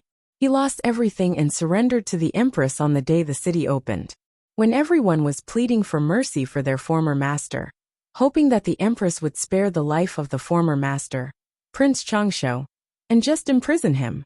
This would also show off her benevolence. The Empress asked for Qiguan Rang's opinion, but he actually insisted on beheading him and eliminating the root of the problem. He even said a very famous sentence: "A good bird chooses a tree to nest in, and a virtuous minister chooses a master to serve. Since he betrayed me, why should I care about him?" Listening to him, it was as if he had been cheated on by Prince Changsho. Others would at most whine when they were cheated on, but Qiguan Rang directly killed the old master's family. Although he didn't know why Qiguan Rang knew his daughter early, it was still a good thing. Without the help of Qiguan Rang, the timid and hesitant Prince Changsho wouldn't be able to do anything. When the sun was high in the sky, they finally saw the towering city wall. Lu Shi was lost in his thoughts. Cheng Cheng, who was riding parallel to him, used his hands to cover his eyes. Suddenly, he let out a sound of surprise and smiled faintly. "Did you see someone familiar?" Lu Shi followed Cheng Cheng's line of sight. In the distance, there was a luxurious carriage with a thin gauze draped over it. A blurry figure was sitting inside. Around the carriage stood hundreds of armored guards with long spears in their hands. In addition, there were a few young men dressed in Confucian robes with their hair crowns hanging high above their heads. Looking at the bows and quiver on the backs of the horses, it was not difficult to guess what these people were going to do next. It was likely that the noble sons of Shangjing were taking them to participate in the hunt, taking the opportunity to exchange feelings. With the assessment around the corner, this kind of activity was always particularly frequent. They seemed to be going on an outing to participate in some kind of gathering. Should Wen Fu go and say hello? Cheng Cheng thought for a moment, then shook his head. "There's no hurry. Let's go into the city first." Considering the situation in Shangjing, Lu Shi asked the motorcade to move to the side to avoid colliding with people and causing unnecessary trouble. However, just because they didn't take the initiative to look for trouble didn't mean that trouble wouldn't come looking for them. Jiang Pingji started her livestream early that day. The audience in the livestream room received the news early in the morning and rushed over quickly. The room was full in an instant. Shangjing was a real ancient capital city. The degree of prosperity and extravagance wasn't something that a small rural place like Hejin County could compare with. Jiang Pingji rode on white leisurely. It looked like she was looking at the scenery, but in fact, she was chatting with the audience. Bingtang Lemeng. #Proppingchin. As soon as I saw the road paved with bricks, I knew that the streamer was about to reach Shangjing. Ancient roads were mostly dirt roads or gravel roads. The former was wet when it rained, and the latter was bumpy. It was a huge project to pave a road with bricks of the same size, and it cost a lot of money.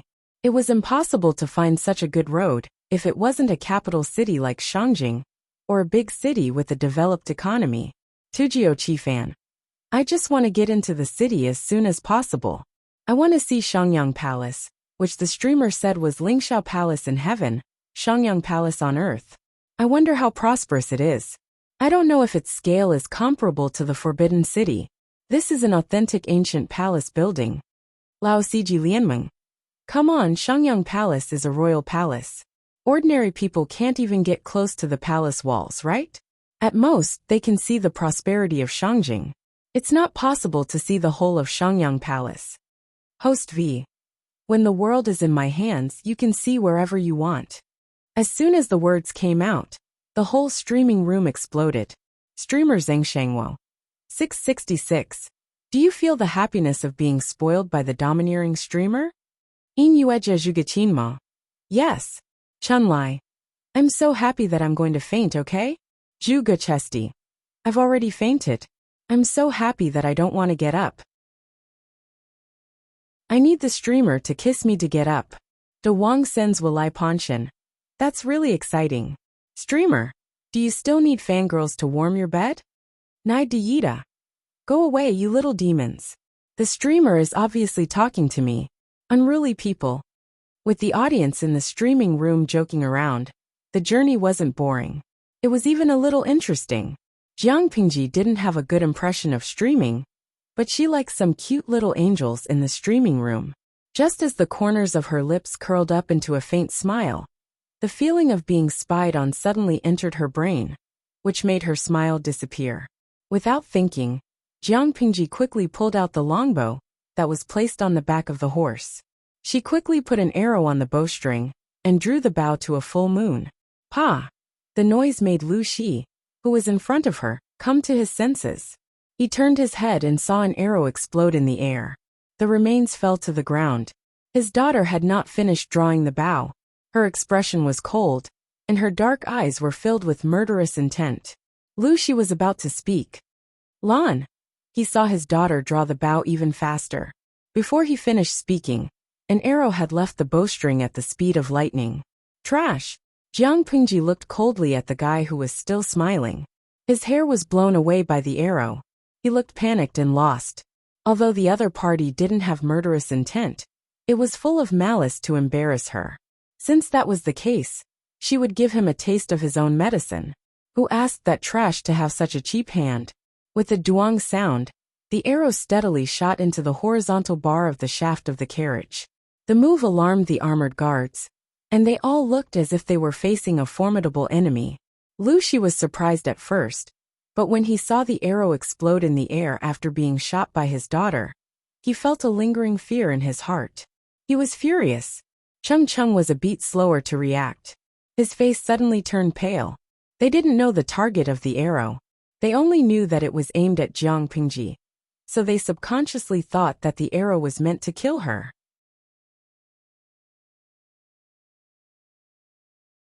Chapter 263. Kojiao Qifan. Damn, which bastard attacked the streamer? Doesn't he know that if he pisses off the streamer, she'll tear him apart with her bare hands? Tang roasted chestnut. I just blinked. What happened? It happened too fast. Jiang Pingji reacted in time to block the attack and retaliate. The viewers in the streaming room were all dumbfounded. At that moment, they wished there was a replay button, so that they could go back a few seconds and see what happened in detail. Kojiao Qifan. A bastard attacked the streamer with a bow and arrow, but the streamer is indeed a beautiful woman. She shot the arrow in the air and blew it up. She even retaliated with an arrow. She's so handsome that I can't even close my legs.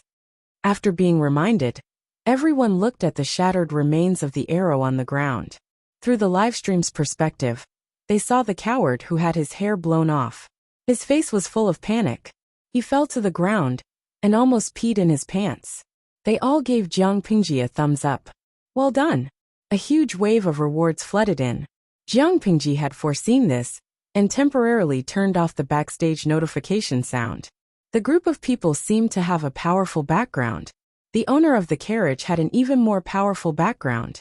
The armored guards all stepped forward and surrounded Jiang Pingji's group, as if they were facing a formidable enemy. However, the troops were not to be trifled with. They immediately pulled out their broadswords and confronted them. Seeing that someone was about to be killed, Chung Chung saluted the group with a gloomy face. He spoke in a clear voice, which almost made Lu Shi kneel. What does Prince Changsho mean by this? Huh, Prince Changsho. Lu Shi was confused, but on the surface, he looked cold and emotionless. His eyes kept drifting in the direction of the carriage. The person in the carriage couldn't sit still after Chung Chung called out his identity. He asked someone to lift the veil, revealing a face of about 30 years old. What happened? He asked his attendants as if he didn't know anything. Your Highness. Two Langjuns used an object in the distance as a target for fun, but they didn't expect a commoner to pass by on a horse and block the object. That commoner is extremely daring. He attacked the Langjuns in public and even alerted Your Highness. The attendant's voice was shrill, which sounded very harsh. Prince Changsho snorted and said coldly, a commoner attacking an aristocrat in broad daylight is a crime punishable by death. With just a few words, he had smoothed out the crisis that Jiang Pingji had faced previously. Instead, he had pinned a groundless crime on her head. At this moment, a young man who was accompanying them heard a familiar voice. He suddenly turned around, his eyes filled with surprise. He cupped his hands towards Prince Changsho and said, Your Highness, the person who spoke just now is my nephew. Please allow me to go and understand the situation before making a decision. Prince Changsho was initially a little displeased. After all, when that arrow hit the shaft of his carriage, he was so frightened that his heart almost stopped. However, when he saw who the young man who spoke was, he silently suppressed his dissatisfaction, and a faint smile appeared on his frightened face. Yumo's nephew must be an outstanding talent. Why don't we call him closer? Without waiting for Prince Changsho to finish, Cheng Jing excused himself and rode forward, ordering the armored guards to put down their spears. Everyone stop. Seeing that Cheng Qing wasn't injured, Cheng Jing felt slightly relieved. Wen Fu, long time no see. Lu Shi was dumbfounded. The young man in front of him was at most in his 20s. Why did he call Cheng Cheng by his courtesy name? After all, Cheng Cheng was a few years older than him. It's been a few months since we last met in Langia. It has indeed been a long time. Yumo, come, let me introduce you. This is the county chief of Hu County, Lu Zhongqing. He is one of the extraordinary people in Dongqing that you always talk about. Now that you've met him, aren't you excited? Cheng Jing was dumbfounded, and Lu Shi was even more dumbfounded. As for Jiang Pingji, she already didn't know what to say. What happened just now? Why did you have a conflict with Prince Changsho's guards? Cheng Cheng's face became gloomy again. Lu Shi's expression was even worse, which made Cheng Jing's heart skip a beat. TSK, let me tell you about it. Just now, there was a despicable person who aimed an arrow at my head. I only shot away his crown, which made him look like a clown. I was already being very polite. Why, Langjun, do you want to reprimand me indiscriminately? Jiang Pingji urged her horse forward. She didn't have a good impression of Cheng Jing, or Cheng Yumo, whom Lu Shi had mentioned before. Cheng Jing looked embarrassed. Faced with Jiang Pingji's tough tone, he didn't get angry. Instead, he cupped his hands and asked, May I know who this Langjun is? Lu Shi put on a fake smile and said, My only son. May I know the name of the despicable person just now? He just wanted to make fun of them, because they were tired from the long journey. Their clothes were unremarkable, and the decorations on their carriages were simple. If it were an ordinary merchant's carriage, they would probably have to swallow the humiliation. But since it was Lu Shi, the meaning was different. He deliberately emphasized the word, only, and Cheng Jing suddenly realized that it was a serious matter. You misunderstood me, Langjun. I am not the kind of person who does not distinguish between right and wrong. Cheng Jing smiled bitterly and said, I was chatting happily with my friend just now, and I didn't notice what was happening around me. By the time I realized it, Langjun had already made that person lose face. Lu Shi's son was almost shot to death on the official road outside of Shangjing. He couldn't imagine what would happen if that really happened. Serves him right for being despicable. Langjun, this has nothing to do with you. I won't ask you to speak for me, but I hope you won't plead for that person either.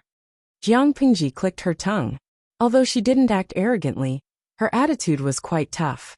A kind person would be bullied, and a kind horse would be ridden. The rule of the law of the jungle was even more straightforward in today's stratified society. If it wasn't her, but any other ordinary person, they would have fallen off the horse in fright. Maybe they would have been trampled by the horse's panicked hoofs. White was a well-trained warhorse from the northern borderline. She had reacted calmly just now, which prevented a tragedy. Cheng Jing nodded and said, Of course. Cheng Qing snorted and said disdainfully, Prince Changsho? Humph. Cheng Jing went back and told the identity of Lu Shi and his people. Not only did Prince Changshuo's expression change, but his attitude was completely biased towards Lu Shi and his people. The young man who accompanied them also looked as pale as a sheet. The two Langjuns who had been joking with each other were trembling, and their lips were pale. How could they have known that those ordinary people, who looked like commoners, had such a powerful background? Who asked you to be despicable? Who asked you to be despicable? Who asked you to be despicable? The young man who had shot the arrow looked at his own hand with tears in his eyes. He wanted to go back in time and slap himself. Who in Dongqing was the most dangerous person to offend? Lu Shi was definitely on the list. He was this year's general evaluation officer, and they had almost shot his son. How could they expect him to give them good results? To be more serious, Lu Shi only had to move his pen and give them a bad evaluation. Their careers would be over. Even if they didn't enter the officialdom, it would be impossible for them to be famous scholars with just a title. Obviously, Lu Shi was not such a generous person.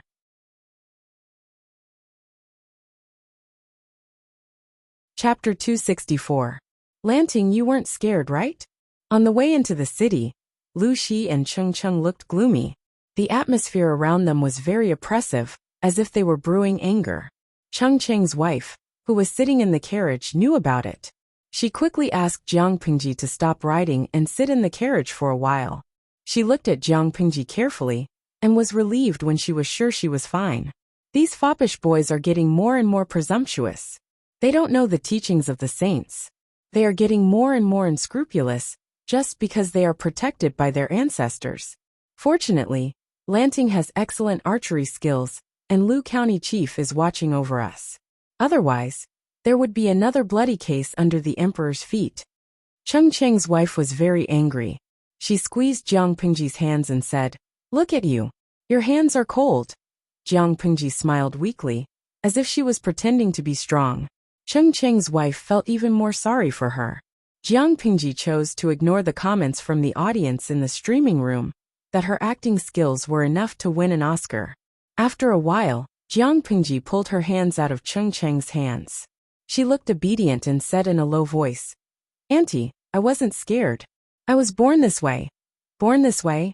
It's normal for you to be full of vigor and young energy to be in your growing period. Yet your hands are so cold. It's obvious that you're overflowing with cold energy. Lu Zhongqing is indeed a man. He doesn't know how to raise a child. How can he be so careless?" Cheng Cheng's wife raised her eyebrows. She was a little dissatisfied with Lu Shi. A man was indeed a man. He gave birth to a child but didn't take care of him. Poor Lu Shi lost his mother at such a young age. Who else would take care of a child so meticulously except for his biological mother? Jiang Pingji's smile froze a little, so Cheng Cheng's wife didn't notice it. "Didn't you ask a doctor to come to the mansion to recuperate?" Cheng Cheng's wife asked. Before Jiang Pingji could answer, she continued, "Lanting, you can't ignore your health just because you are young.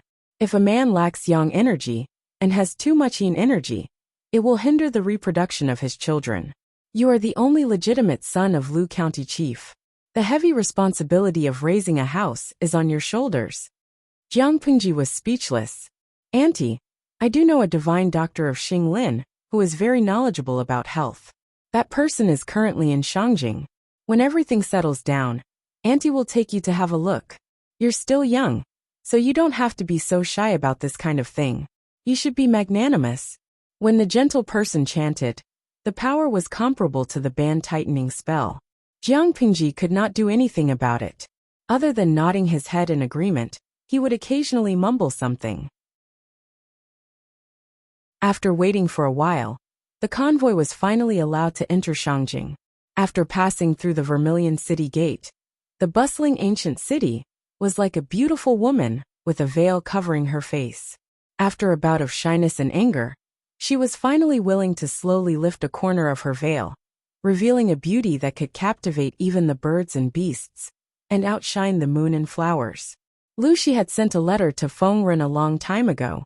He planned to stay and eat at Feng Ren's house for a while. Feng Ren also knew Lu Shi's temper. How could he refuse? As soon as they entered the city, a steward in fine clothes came forward and asked, Are you from County Chief Lu's mansion? I am Lu Shi. I remember you, Xianda's manservant. Look at how you're dressed. You've been promoted. Lu Shi got off the horse. Even though he was facing a manservant, he did not have the arrogance of an ordinary aristocrat. The steward immediately felt honored, and a warm feeling flowed in his heart. He had been sent to wait for Lu Shi's carriage because he had seen Lu Shi's face before. He didn't expect Lu Shi to recognize him as well. It had to be known that this was a few years ago. At that time, the steward was just a servant who served tea. At that moment, the steward's face was full of smiles, and his attitude toward Lu Shi became more intimate. Master has asked the mansion to prepare a courtyard for you. Please come with me. If Hejian County was said to be the pretty daughter of a humble family, then the prosperous and mighty Shangjing was said to be the daughter of a noble family, who was dressed in luxurious clothes, and had a head full of pearls and jade. She was graceful and elegant, and her appearance was so beautiful that it could cause the downfall of a city. At first glance, the houses were scattered in picturesque disorder, the streets were neat, and the people and merchants who came and went were dressed neatly. There was not a beggar in shabby clothes in the streets and alleys. It was as if this was what a prosperous ancient era should look like. But it was just as if. Jiang Pingji swept her gaze across. Her eyes, which were originally filled with some interest, suddenly became unhappy. Let's go. I'll find out where Master Yuanjing is staying later.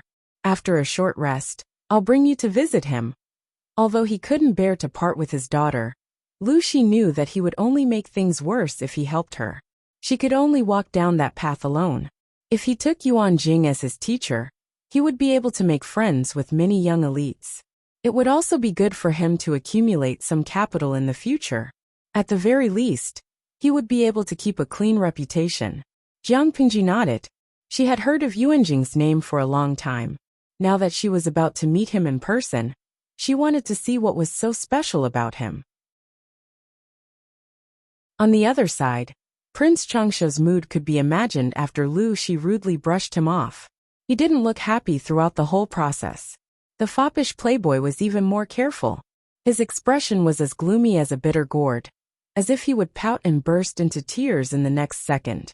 Cheng Jing was especially disdainful of his attitude. As a man, he dared to take responsibility for his actions.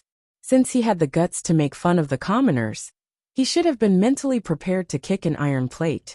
He was proud of himself when he bullied the commoners, but he panicked after offending Lu Shi. His ugly behavior made people want to vomit. Cheng Jing glanced at the gorgeously dressed Langjuns at the gathering. Yes, gorgeously dressed. There was nothing wrong with the phrase. He hadn't been to Shangjing for a few years, and the atmosphere there had changed. Not only did the men put on makeup, but they also drew on their eyebrows, painted their lips and dyed their cheeks red. They even had to deliberately tighten their waists. They walked like willows swaying in the wind. Every one of them was more delicate than a girl. If it wasn't for the fact that the General Evaluation Officer Lu Shi didn't like men who were too delicate, their outfits would have been even more unsightly. Cheng Jing really couldn't talk to those people, so he just sat in the corner and slowly drank his tea to calm himself down. As for the two whimpering Langjuns in the distance, he felt like he would go blind if he looked at them for too long. Yumo, why are you sitting here alone? Aren't you going to play with them? As he was feeling depressed, a wisp of light fragrance hit him. A young man in a mint green shirt sat directly next to him. The newcomer was tall and slender. His skin was as delicate as flawless white porcelain. He didn't put on any makeup, but he was better than a girl. He had bright eyes, red lips, and white teeth. He was truly a handsome young man. Cheng Jing didn't bother to look up. He knew who it was just by listening to the voice. What are you playing at? I don't want to look at you. My stomach still hurts. That's why you don't have your meals on time. Han Yu curled his lips and quickly took the fruit in front of Cheng Jing and stuffed it into his mouth. The slightly sour juice overflowed his mouth. He said with disgust, I gave you such a raw fruit. No wonder you have a stomachache. Cheng Jing's mouth twitched, and he continued to drink his tea.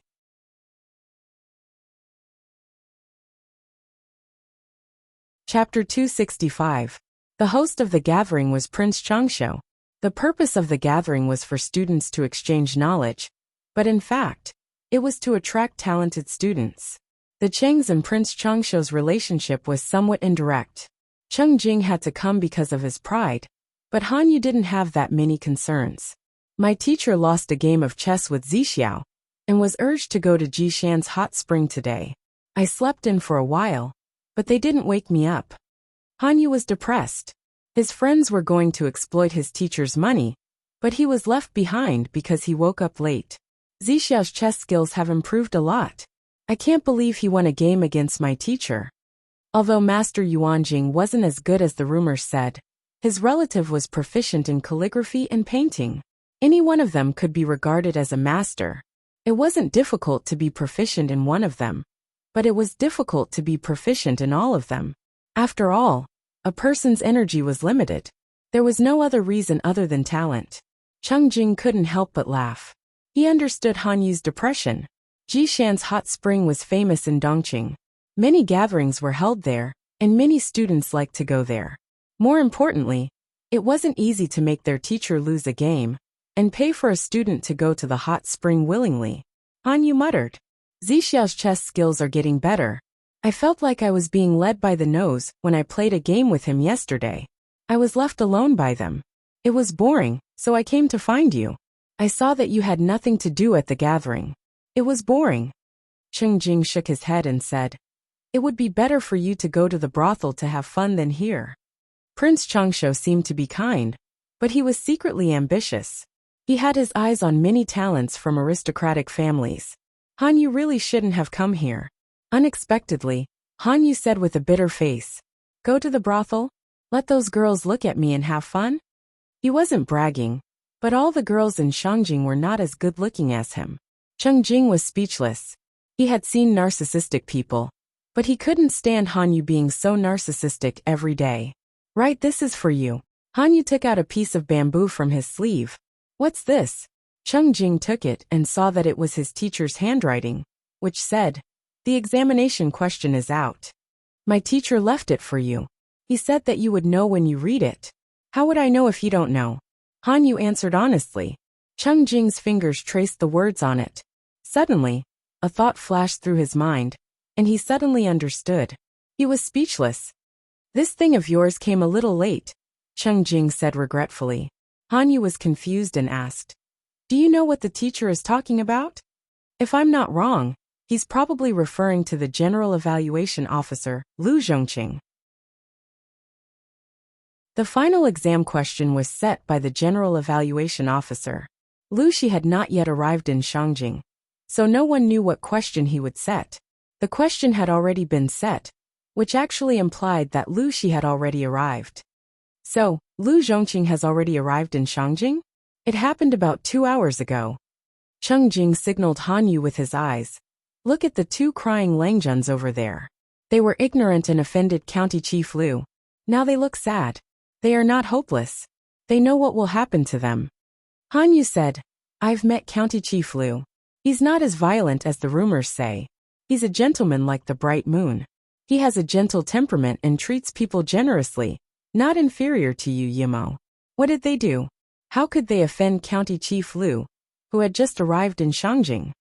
The exam was just around the corner, and they had the courage to offend the General Evaluation Officer. It was true that the General Evaluation Officer had to be fair and impartial. He couldn't be partial to anyone, but it was easy to kill someone. It was no wonder that the two looked like they had lost their parents. Without a strong enough background, they shouldn't have confronted Lu Shi at this time. They amused themselves with the passers-by. They didn't expect that the Langjun of County Chief Lu's family would pass by on a horse in plain clothes. They thought that he was a pushover and almost killed him. County Chief Lu only had one son. How could he not be angry? Han Yu was stunned, and it took him a long time to react. "Wait, who did you say that they almost killed? Did he hear it wrong?" Cheng Jing was quite confused. Han Yu's reaction was a little too extreme. He repeated, "The Langjun of County Chief Lu." Han Yu was speechless. "Wenbin, what's wrong?" Cheng Jing couldn't help but ask. "The Langjun of County Chief Lu's family. He is a devil. He is more difficult to deal with than County Chief Lu." Han Yu took a deep breath and said, "If they offended County Chief Lu, They would at most give them a warning for the sake of their reputation. But that Langjun kills without spilling blood. Cheng Jing was doubtful and couldn't believe it. How could it be? Judging from his behavior, he doesn't look like a person who cares about every little thing. Han Yu used to think so too. Until he left Hejian County, he heard all kinds of rumors one after another. Not to mention anything else. Just the fact that he dared to go against all the laws of the world. Implemented the purchase restriction under the pressure of many aristocratic families. And even provoked many aristocratic families in Hejian County. Han Yu didn't dare to look down on the Langjun of the Lu County chief's family. After asking Feng Jin for confirmation, Feng Jin gave him a firm answer that the purchase restriction must have been set by Lu Shi. It was not a big deal to seek death. It was a real ability to live well after seeking death. Let's wait and see. Those two are going to be unlucky. They will at least be hurt. Han Yu curled his lips as if he was watching a good show. His eyes were sparkling.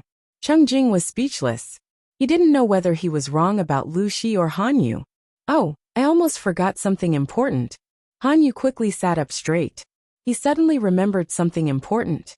Lu Lanting came to Shangjing with his father to find a master and study in Langyi Academy. According to County Chief Lu's style, he will go to the master as soon as he settles down. If I go there now, I might see something interesting. Cheng Jing smiled. Master said a long time ago that he will only accept 4 disciples in his life. Now that the 4 are here, there are no more places. There was still hope for studying, but it was impossible for him to become a disciple. His master looked not only for talent, but also for fate. Han Yu said as if he wanted to see the world in chaos. That's why it's worth watching. This gathering is so boring. It's either I flatter you or you flatter me. It's so boring. Instead of wasting time here, it's better to go and see that young Langjun. When are you going to rein in your jumpy temperament? Although that was what he said, Cheng Jing was already convinced. He had had enough of this boring gathering. Instead of wasting time here, it was better to go to Jishan Hot Spring to drink, appreciate the flowers through the fog, and talk about poetry and painting. Jishan Hot Spring? Jiang Pingji arrived at the Lu mansion. She thought she would see her friend Feng Jin, who she hadn't seen for a long time, but she was told that he had gone to Jishan Hot Spring to enjoy himself.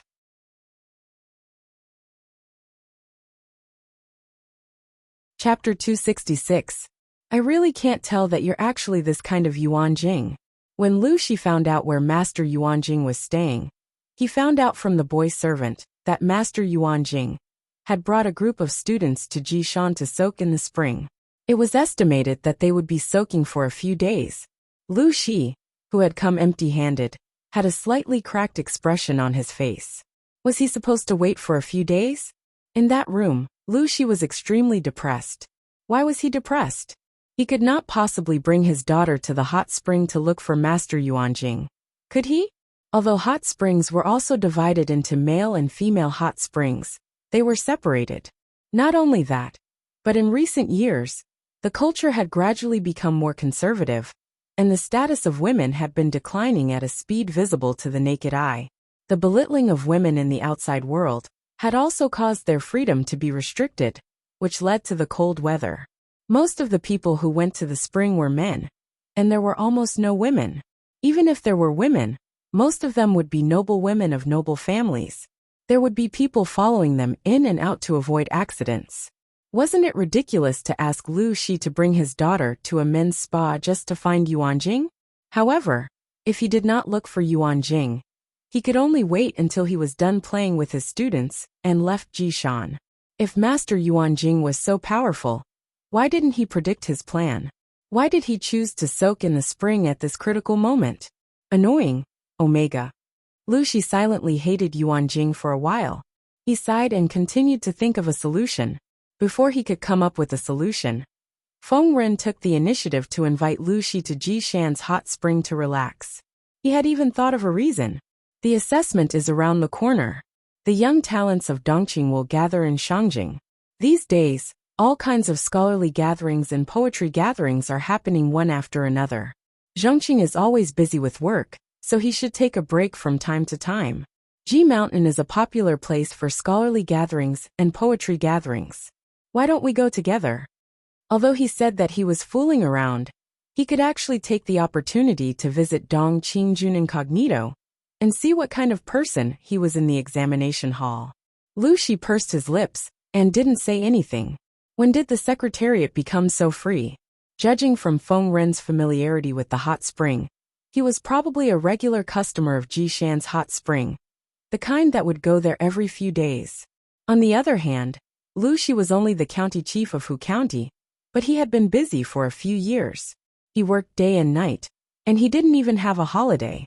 He took the salary of a county governor and did the workload of an emperor. Feng Ren was one of the top head of the secretariat, a real high-ranking official. How could he be so free? After hesitating for a while, Lu Shi decided to ask for his daughter's opinion. If she said yes, then he would go. If not, then he would wait a few more days. Needless to say, Jiang Pingji's answer was to go. Why not? Jiang Pingji asked Lu Shi. Lu Shi opened his mouth, but couldn't utter a word. That's right, why not? But daughter, you are a daughter. Lu Shi's mind was in a mess. He felt that he and his daughter were thinking about different things. Due to geographical reasons, there were many natural hot springs in the northern part of Dongqing. Among them, Mount Ji, which was near Shangjing, had the highest concentration. During the Great Xia dynasty, the royal family had built a hot spring palace in Ji Mountain, and several generations of emperors had expanded it. Those emperors held the hot spring in high esteem. Many books and unofficial histories even believed that the hot spring had the miraculous effect of increasing one's lifespan, prolonging one's life, and curing all kinds of diseases. It was also respectfully called the immortal spring by many common people. Whether it was the royal family or the common people, they loved the hot spring very much. Especially in late autumn, they couldn't wait to move. After the fall of the Great Xia dynasty, the world was divided. Dongqing established the dynasty with Shangyang County as its capital, which was now called Shangjing. Mount Ji, which had many hot springs, was near Shangjing. It only took 1 to 4 hours to get there by horse carriage. The distance was short, and it was very convenient. The royal family of Dongqing took advantage of the previous dynasty. They slightly renovated the original hot spring palace and changed it into a new royal palace. Because 2 or 3 generations of emperors of Dongqing were incompetent, their goals in life were to seek pleasure and pleasure. Naturally, they paid great attention to the hot spring palace that brought them joy. They visited it 4 times a year, and each visit lasted at least a month. Each visit was a waste of manpower and money. There were many hot springs in the Ji mountain range. The largest area was occupied by the royal family and became the Royal Hot Spring Palace. The other areas were occupied by various aristocratic families and wealthy merchants. They were converted into hot spring hotels of different sizes and served different guests. The rich and powerful could enjoy quality service, and the common people could also experience hot spring in ordinary hot spring hotels. Therefore, when the weather was cold, the hot spring hotels were especially popular. Mount Ji's hot spring was not just a place to soak in hot springs. After many years of development, it had long become a tourist attraction centered around the hot spring. Not only could one soak in hot springs, but there were also wine shops, tea houses, restaurants, and shops that sold all kinds of exquisite small goods. In addition, there were many scholars and beautiful ladies who held elegant poetry gatherings. There were even many brothels and brothels. At night, it was as bright as day. The Feng family's horse carriage drove all the way from the foot of the mountain to the mountainside. Finally, it stopped in front of an extremely luxurious mansion. When they got out of the carriage, there were already many luxurious horse carriages parked neatly around it. Upon closer inspection, there were all kinds of family emblems on the carriages. If it wasn't for Xianda leading the way, I would have thought that this was a mansion of a noble family. I couldn't tell that it was a hot spring hotel. Other than the common people, the other gentry families didn't build hot spring hotels to make money. They built them to provide a place for their children to have fun and enjoy themselves. The hot spring hotel that Lu Shi saw was many times more luxurious and larger than his Lu mansion. Extravagant and luxurious. Other than these 4 words, he couldn't think of a better way to describe it. This is under the name of Prince Changsho. It's said that it was built according to his mansion. During the evaluation month, it's open to all young talents for free. That's why it's the place that holds the most gatherings and poetry events. The more the merrier, the more the merrier. I'm just here to join in the fun. Lu Shi was speechless. Jiang Pingji, who was behind him, secretly chuckled. She didn't expect that such a mature guy like Feng Jin would have such an interesting father. Feng Ren's words were very clear. He came because the hot spring hotel was luxurious and exquisite, and it didn't cost him any money. Prince Changsho. Lu Shi frowned. He's so brazenly trying to win me over. He's really ambitious. Lu Shi had spent all his energy on Hu County in the past few years. He didn't pay much attention to the various forces in the court.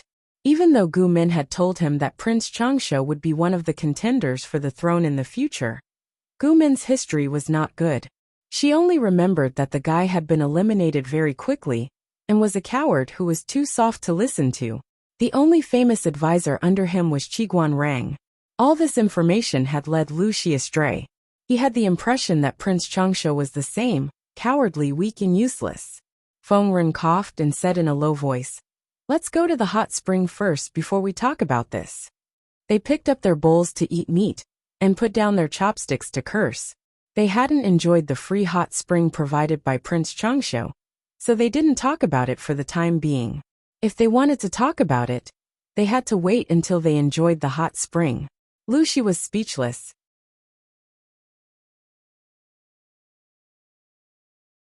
Chapter 267. There were basically no rules for ordinary people to soak in the hot spring, but it was different for the gentry. In order to reflect their status, there were rules everywhere. Jiang Pingji was led to a courtyard by the servant girl of the hot spring hotel. First, she had to burn incense and bathe from head to toe. Her hair had to be carefully washed. More than 50 kinds of spices were ground into powder and placed in exquisite powder boxes of the same size for the guests to use. She rejected the servant girl of the hot spring hotel and entered the bath, that was about 3 to 4 square meters, to take a bath. She quickly wet her hair and washed it. The clothes that she wore after the bath were folded neatly and placed aside. The material was smooth and airtight, and there was a faint orchid fragrance on it. From the cloth to the clothes, it would only be worn by one guest once. After changing it, it had to be burned. It could not be recycled a second time. Not to mention other things, just this alone was shockingly expensive. Similarly, it was shockingly extravagant. Jiang Pingji got out of the bath and slightly wiped the water droplets on her body. Then, she wrapped the bulge in front of her chest tightly with the belt around her chest. Finally, she picked up the snow-white clothes and put them on. She used the same snow-white belt to tie a knot around her waist. Fortunately, the culture of this era was more conservative. Even if it was a hot spring, few people would be shirtless. Otherwise, Jiang Pingji would be able to see a shining white body. She was not shy, but she could not stand the extremely deformed bodies. It was an eyesore. Although it was just a hot spring hotel, since it was built according to the model of Prince Changsho's mansion, it was naturally extravagant.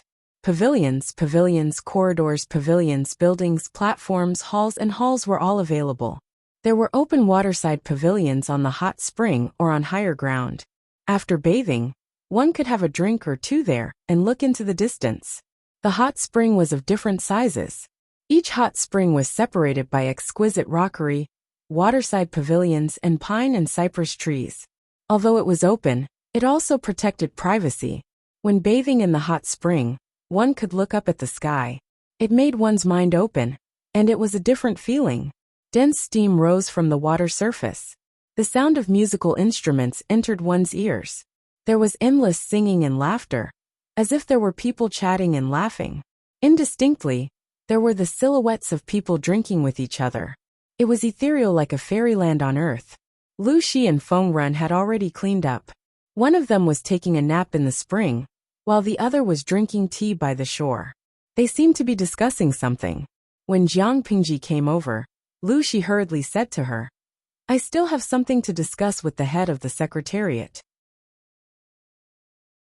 Lanting, go to another room. What a joke. That was a daughter, not a son. Jiang Pingji responded with a sound of agreement and allowed the servant girl to lead her to another unoccupied hot spring. Along the way, she saw many men who looked to be in their teens or 20s. Their faces were painted with exquisite makeup, and their lips were painted with rouge. Under the rising mist, their figures appeared graceful due to their delicate steps. Not only that, these people's clothes were always loose, revealing most of their chests. She silently moved her eyes away and clicked on the live stream. Eyes, I can't let her be the only one to suffer. Only a good host can bear hardships together. She gave herself a like, and the viewers in the stream were speechless. Originally, he thought that the live broadcast would be taking a break for a day. He didn't expect that the other party would start without warning, and the live broadcast was so unbearable. Lao Siji Lianmeng. Host, are you ready to drive? They didn't mind seeing the host pressing the handsome young man to the ground and ravaging him, but they did mind seeing a group of fat men with big ears, ordinary looks and bodies full of fat torturing their eyes in front of the camera. In this world that values appearance, can you not be so cruel? Dashu Xiaobing. My eyes are going blind. Host, you are so cruel. Can you imagine? A fat pig in his 20s, whose height and body width were almost the same, walking with his waist twisting and turning like an orchid? It's fine if his chest is exposed, but where are his abdominal muscles and mermaid lines? They only see black chest hair, a bulging belly and greasy fat. Oh, and a big cleavage. Jug chestnut.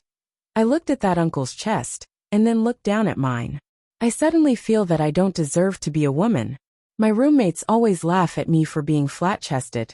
I used to deny it, but now I can only cry and admit. I am flat-chested.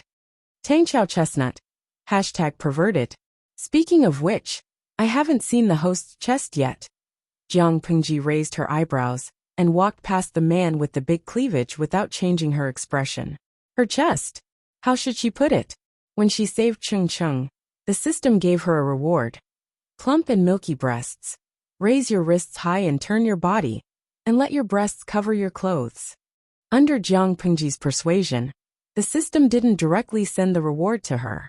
Instead, it sent it to the backstage in the form of a card. Of course, she didn't use it. Lu Shi's body was only 12 years old, and there were still 3 to 4 months before he turned 13. Why would he need breasts when he was so young? Give me some sake. She pushed open the door that only served as a cover and entered. There was a small hot spring that was 5 or 6 square meters in size. In the center of the hot spring stood a graceful stone statue of a fairy flying in the sky. The statue's palms and fluttering clothes were cleverly changed into plates for serving tea and wine. The servant bowed and left after receiving the order. Jiang Pingji first tested the temperature of the hot spring with her fingertips. Then she put her feet in and sat by the spring. There were also 2 delicately shaped stone lions by the spring. They carried trays on their heads, and visitors could place food on them while enjoying the hot spring leisurely, enjoying the delicacies, and admiring the beautiful scenery around them. To be honest, Jiang Pingji came from the distant future. As the head of the army, she had never experienced such luxurious service. The people in the ancient times really knew how to enjoy themselves. They used limited resources to make themselves live well. The service in the hot spring restaurant was very good. Not long after, 2 pretty maids came in one after the other with sake and cups. They put down the items in their hands after getting Jiang Pingji's permission. Throughout the whole process, they did not make a single sound. At that time, the door was still open, and Jiang Pingji could see what was happening in the waterside pavilions outside. She pointed outside and asked one of the servants, "Not only do you have soaking soup here, but you also provide other things." The servant had a gentle and appropriate smile on her lips. She followed Jiang Pingji's line of sight, and her pretty face suddenly turned pale. The other servant was afraid that she would say something wrong, so she hurriedly said with a smile, "If you like it, I am naturally willing to serve you, Lang Jun." The servants were all carefully selected. Whether it was their appearance, the way they spoke, or the way they walked, they all looked like they had been measured with a ruler. In a place like the hot spring, although they were dressed very tightly, in front of a group of men who only wore a layer of clothing, it was more likely to cause an adrenal response. Of course, they were all literate people, so they wouldn't force themselves on them, but it was inevitable that they would take advantage of them. Frankly speaking, in the eyes of the men who came to the hot spring to enjoy themselves, these servants were not much nobler than the ladies in the brothels. Jiang Pingji curled her lips and revealed an indescribably frivolous smile. The servant didn't understand. She thought that Jiang Pingji wanted them to serve her, but then she saw Jiang Pingji pull her feet out of the water. She lifted a jar of wine with one hand, opened the seal, raised her head, and directly poured the entire jar of wine into her mouth. Occasionally, some of the wine dripped from her chin and slid down her neck. The two maids were a little stunned. They had never seen a Langjun drink so boldly and unrestrainedly. Jiang Pingji looked down at them with a clear look. I am drunk. It was time to settle the score.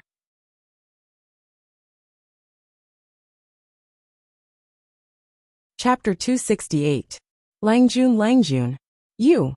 The maids hurried forward, and Jiang Pingji drank a jar of wine in front of them. Although her eyes were still clear, her steps were a little shaky, and her figure seemed to be swaying as she walked. She looked like a typical drunkard. They didn't know if Jiang Pingji was really drunk, but they knew that if they didn't keep an eye on her, she would fall into the hot spring. If something happened to her, they would lose their lives. They couldn't let anything happen to her. Jiang Pingji avoided the obstruction of the two maids and left the hot spring. She stared straight at a waterside pavilion in front of her. As the saying goes, one can wear out iron shoes in fruitless search, but by chance one finds it without any effort. She didn't take the initiative to find the two men, but they couldn't wait to die. The two men, who were targeted by Jiang Pingji, didn't realize that they were in danger. Instead, they laughed and chatted with their companions. One of their hands restlessly touched the maid's body, looking at the maid's embarrassed expression, but she didn't dare to resist. The fright they had during the day was greatly alleviated. If you like it, you can summon this maidservant tonight to relieve your longing. This looks decent. It's indeed the hot spring hotel under Prince Changshuo's name. The maidservants here are all beautiful. The young man who was called brother was moved, but he couldn't show too much enthusiasm. It would make him look like a pervert. This, how can I do that? A gentleman doesn't take what others love. How dare I take away what you like? A snow-white robe was loose on his body. The belt was loose, revealing most of his chest. Because he had been pampered for years, his skin was fair and rosy. It was more delicate than a girl's. However, wine and women had taken away his body. His eyebrows were drooping, and he looked listless. Hey, you and I are still fussing about this? Women are like clothes and brothers are like hands and feet. This is just an insignificant woman. If you like her, you can enjoy her. The young man waved his hand carelessly. Birds of a feather flocked together. The two fops' auras matched each other. Otherwise, they wouldn't have been able to hang out together. Since you said so then. Before he could respond, the smell of alcohol assaulted his nostrils. Although it was not pungent, it diluted the lingering body fragrance of the maid. The young man raised his head in annoyance, only to see a drunken teenager holding a wine jar blocking his way. Remember who I am?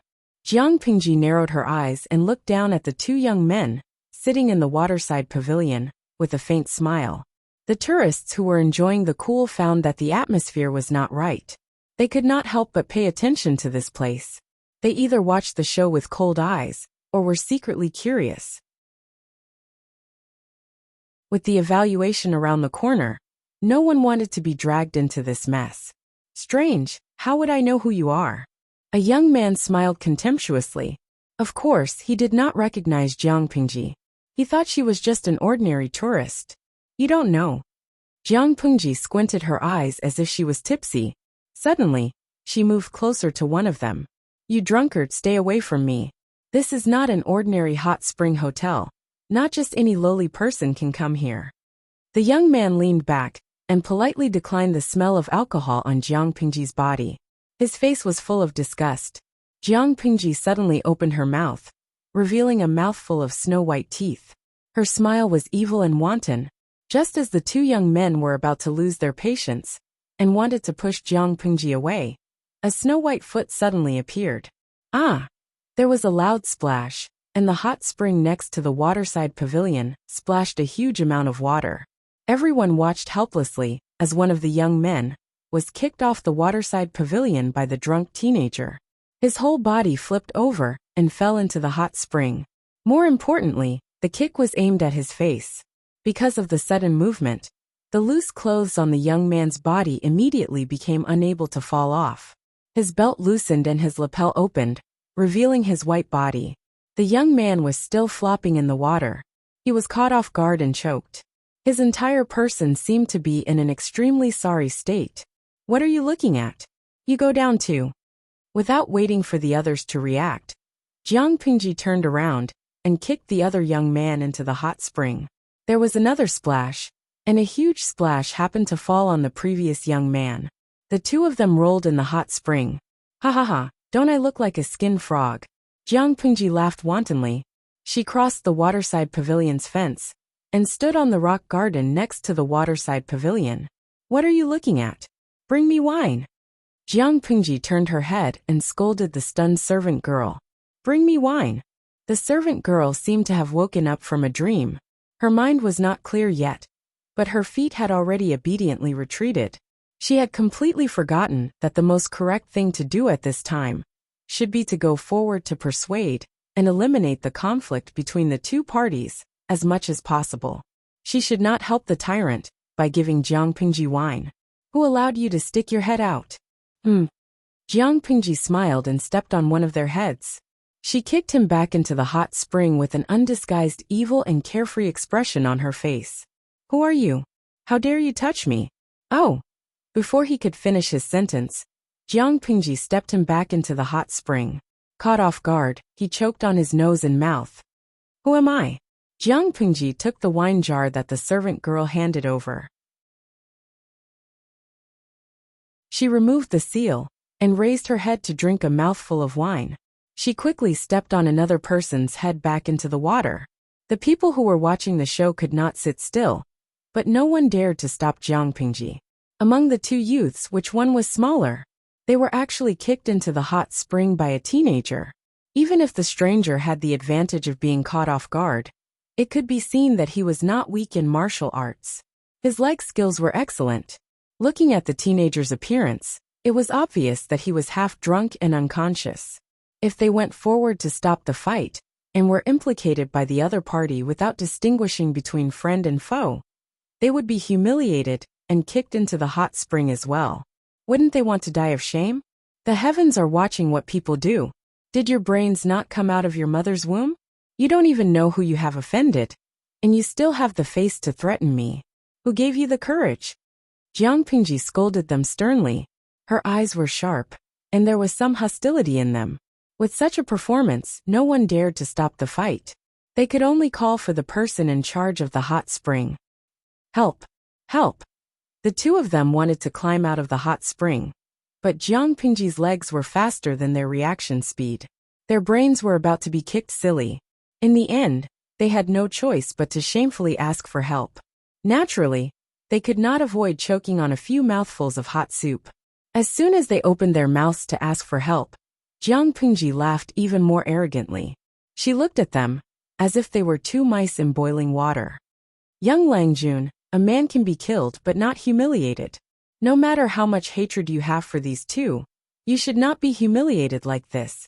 Even if Jiang Pingji was drunk, such arrogant and humiliating actions still touched the sensitive nerves of many people. Jiang Pingji grinned and glared at the guy who begged for mercy.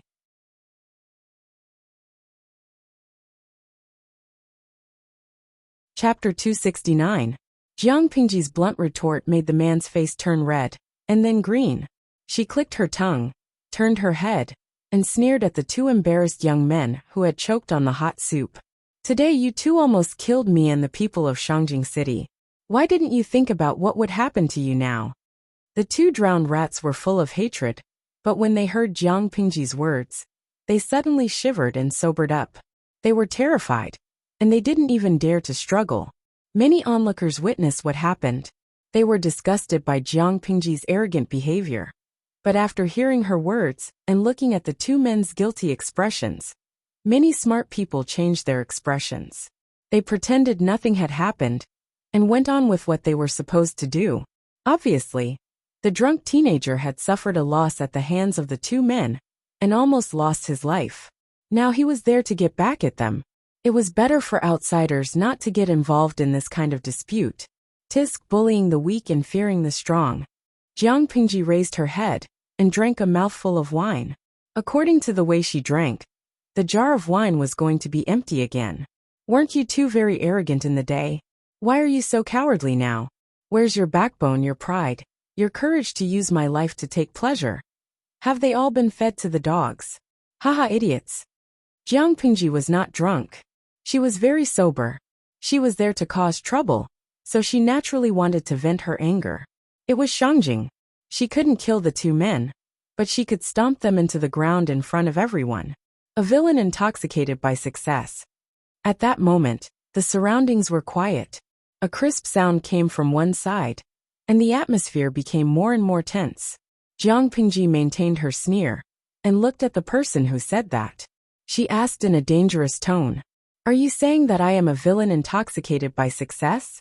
The one who spoke was a young man in his early 20s. His skin was dyed a bit red because of the hot spring. His face was like jade, and his eyes were like dots of lacquer. His dark cloud-like hair was wet and hung on both sides. Through the dense mist, his figure seemed a bit frail. "Aren't you a villain intoxicated by success?" The man was not afraid of Jiang Pingji's sneer. Instead, he snorted and said, "According to what you said just now, these two almost killed you by mistake. Since that's the case, you should be a gentleman and take revenge if you have a grudge against them. On the other hand, what you've done is to humiliate the two of them in public while you're drunk. What you've done is really inappropriate. To put it bluntly, wasn't this the behavior of a playboy?" The bullet screen in the streaming room stopped. Many viewers were afraid that Jiang Pingji would kill someone in the next second and stain the hot spring with blood. In fact, Jiang Pingji did not. Instead, she laughed cheerfully. She did not even tease the two fops. "If I'm a vile person, won't this Lang Jun be overflowing with the heart of a saint?" Jiang Pingji threw the wine jar in her hand into the hot spring. The water splashed and splashed on the faces of the two playboys. "I'm standing here today and humiliating them because I'm still alive. If I was unfortunately shot by that arrow and died on the spot, would you feel sorry for me?" Jiang Pingji snorted coldly. "I know you can't do it. After all, you're not related to me. The dead will always be dead. They're not as important as the living. If you still want them to live, shut up, or I'll kill them myself." The young man's face changed. He said, "You're really twisting words and forcing logic. You're taking advantage of your ancestors' influence to commit such crimes." "You're wrong. They're taking advantage of their ancestors' influence to amuse themselves with the lives of the commoners. If the commoners die, they'll be scolded at most. No one in the King of Hell can uphold justice for the dead." Jiang Pingji suddenly raised her voice and said, "If you want to reprimand someone, you should first scold these two beasts who are worse than pigs and dogs, instead of speaking righteously to me. I'm just taking revenge if I have a grudge, that's all. How can commoners be compared to gentry?" The young man retorted. Jiang Pingji was so angry that she almost laughed. She scolded him back. "Did a donkey kick you in the head?" The young man suddenly opened his eyes wide. He didn't expect Jiang Pingji to scold him so crudely. What was the difference between that and pointing at someone's nose and scolding them? This young Langjun is right. Zuda, you shouldn't confuse the truth, just because commoners are cheap and gentry are precious.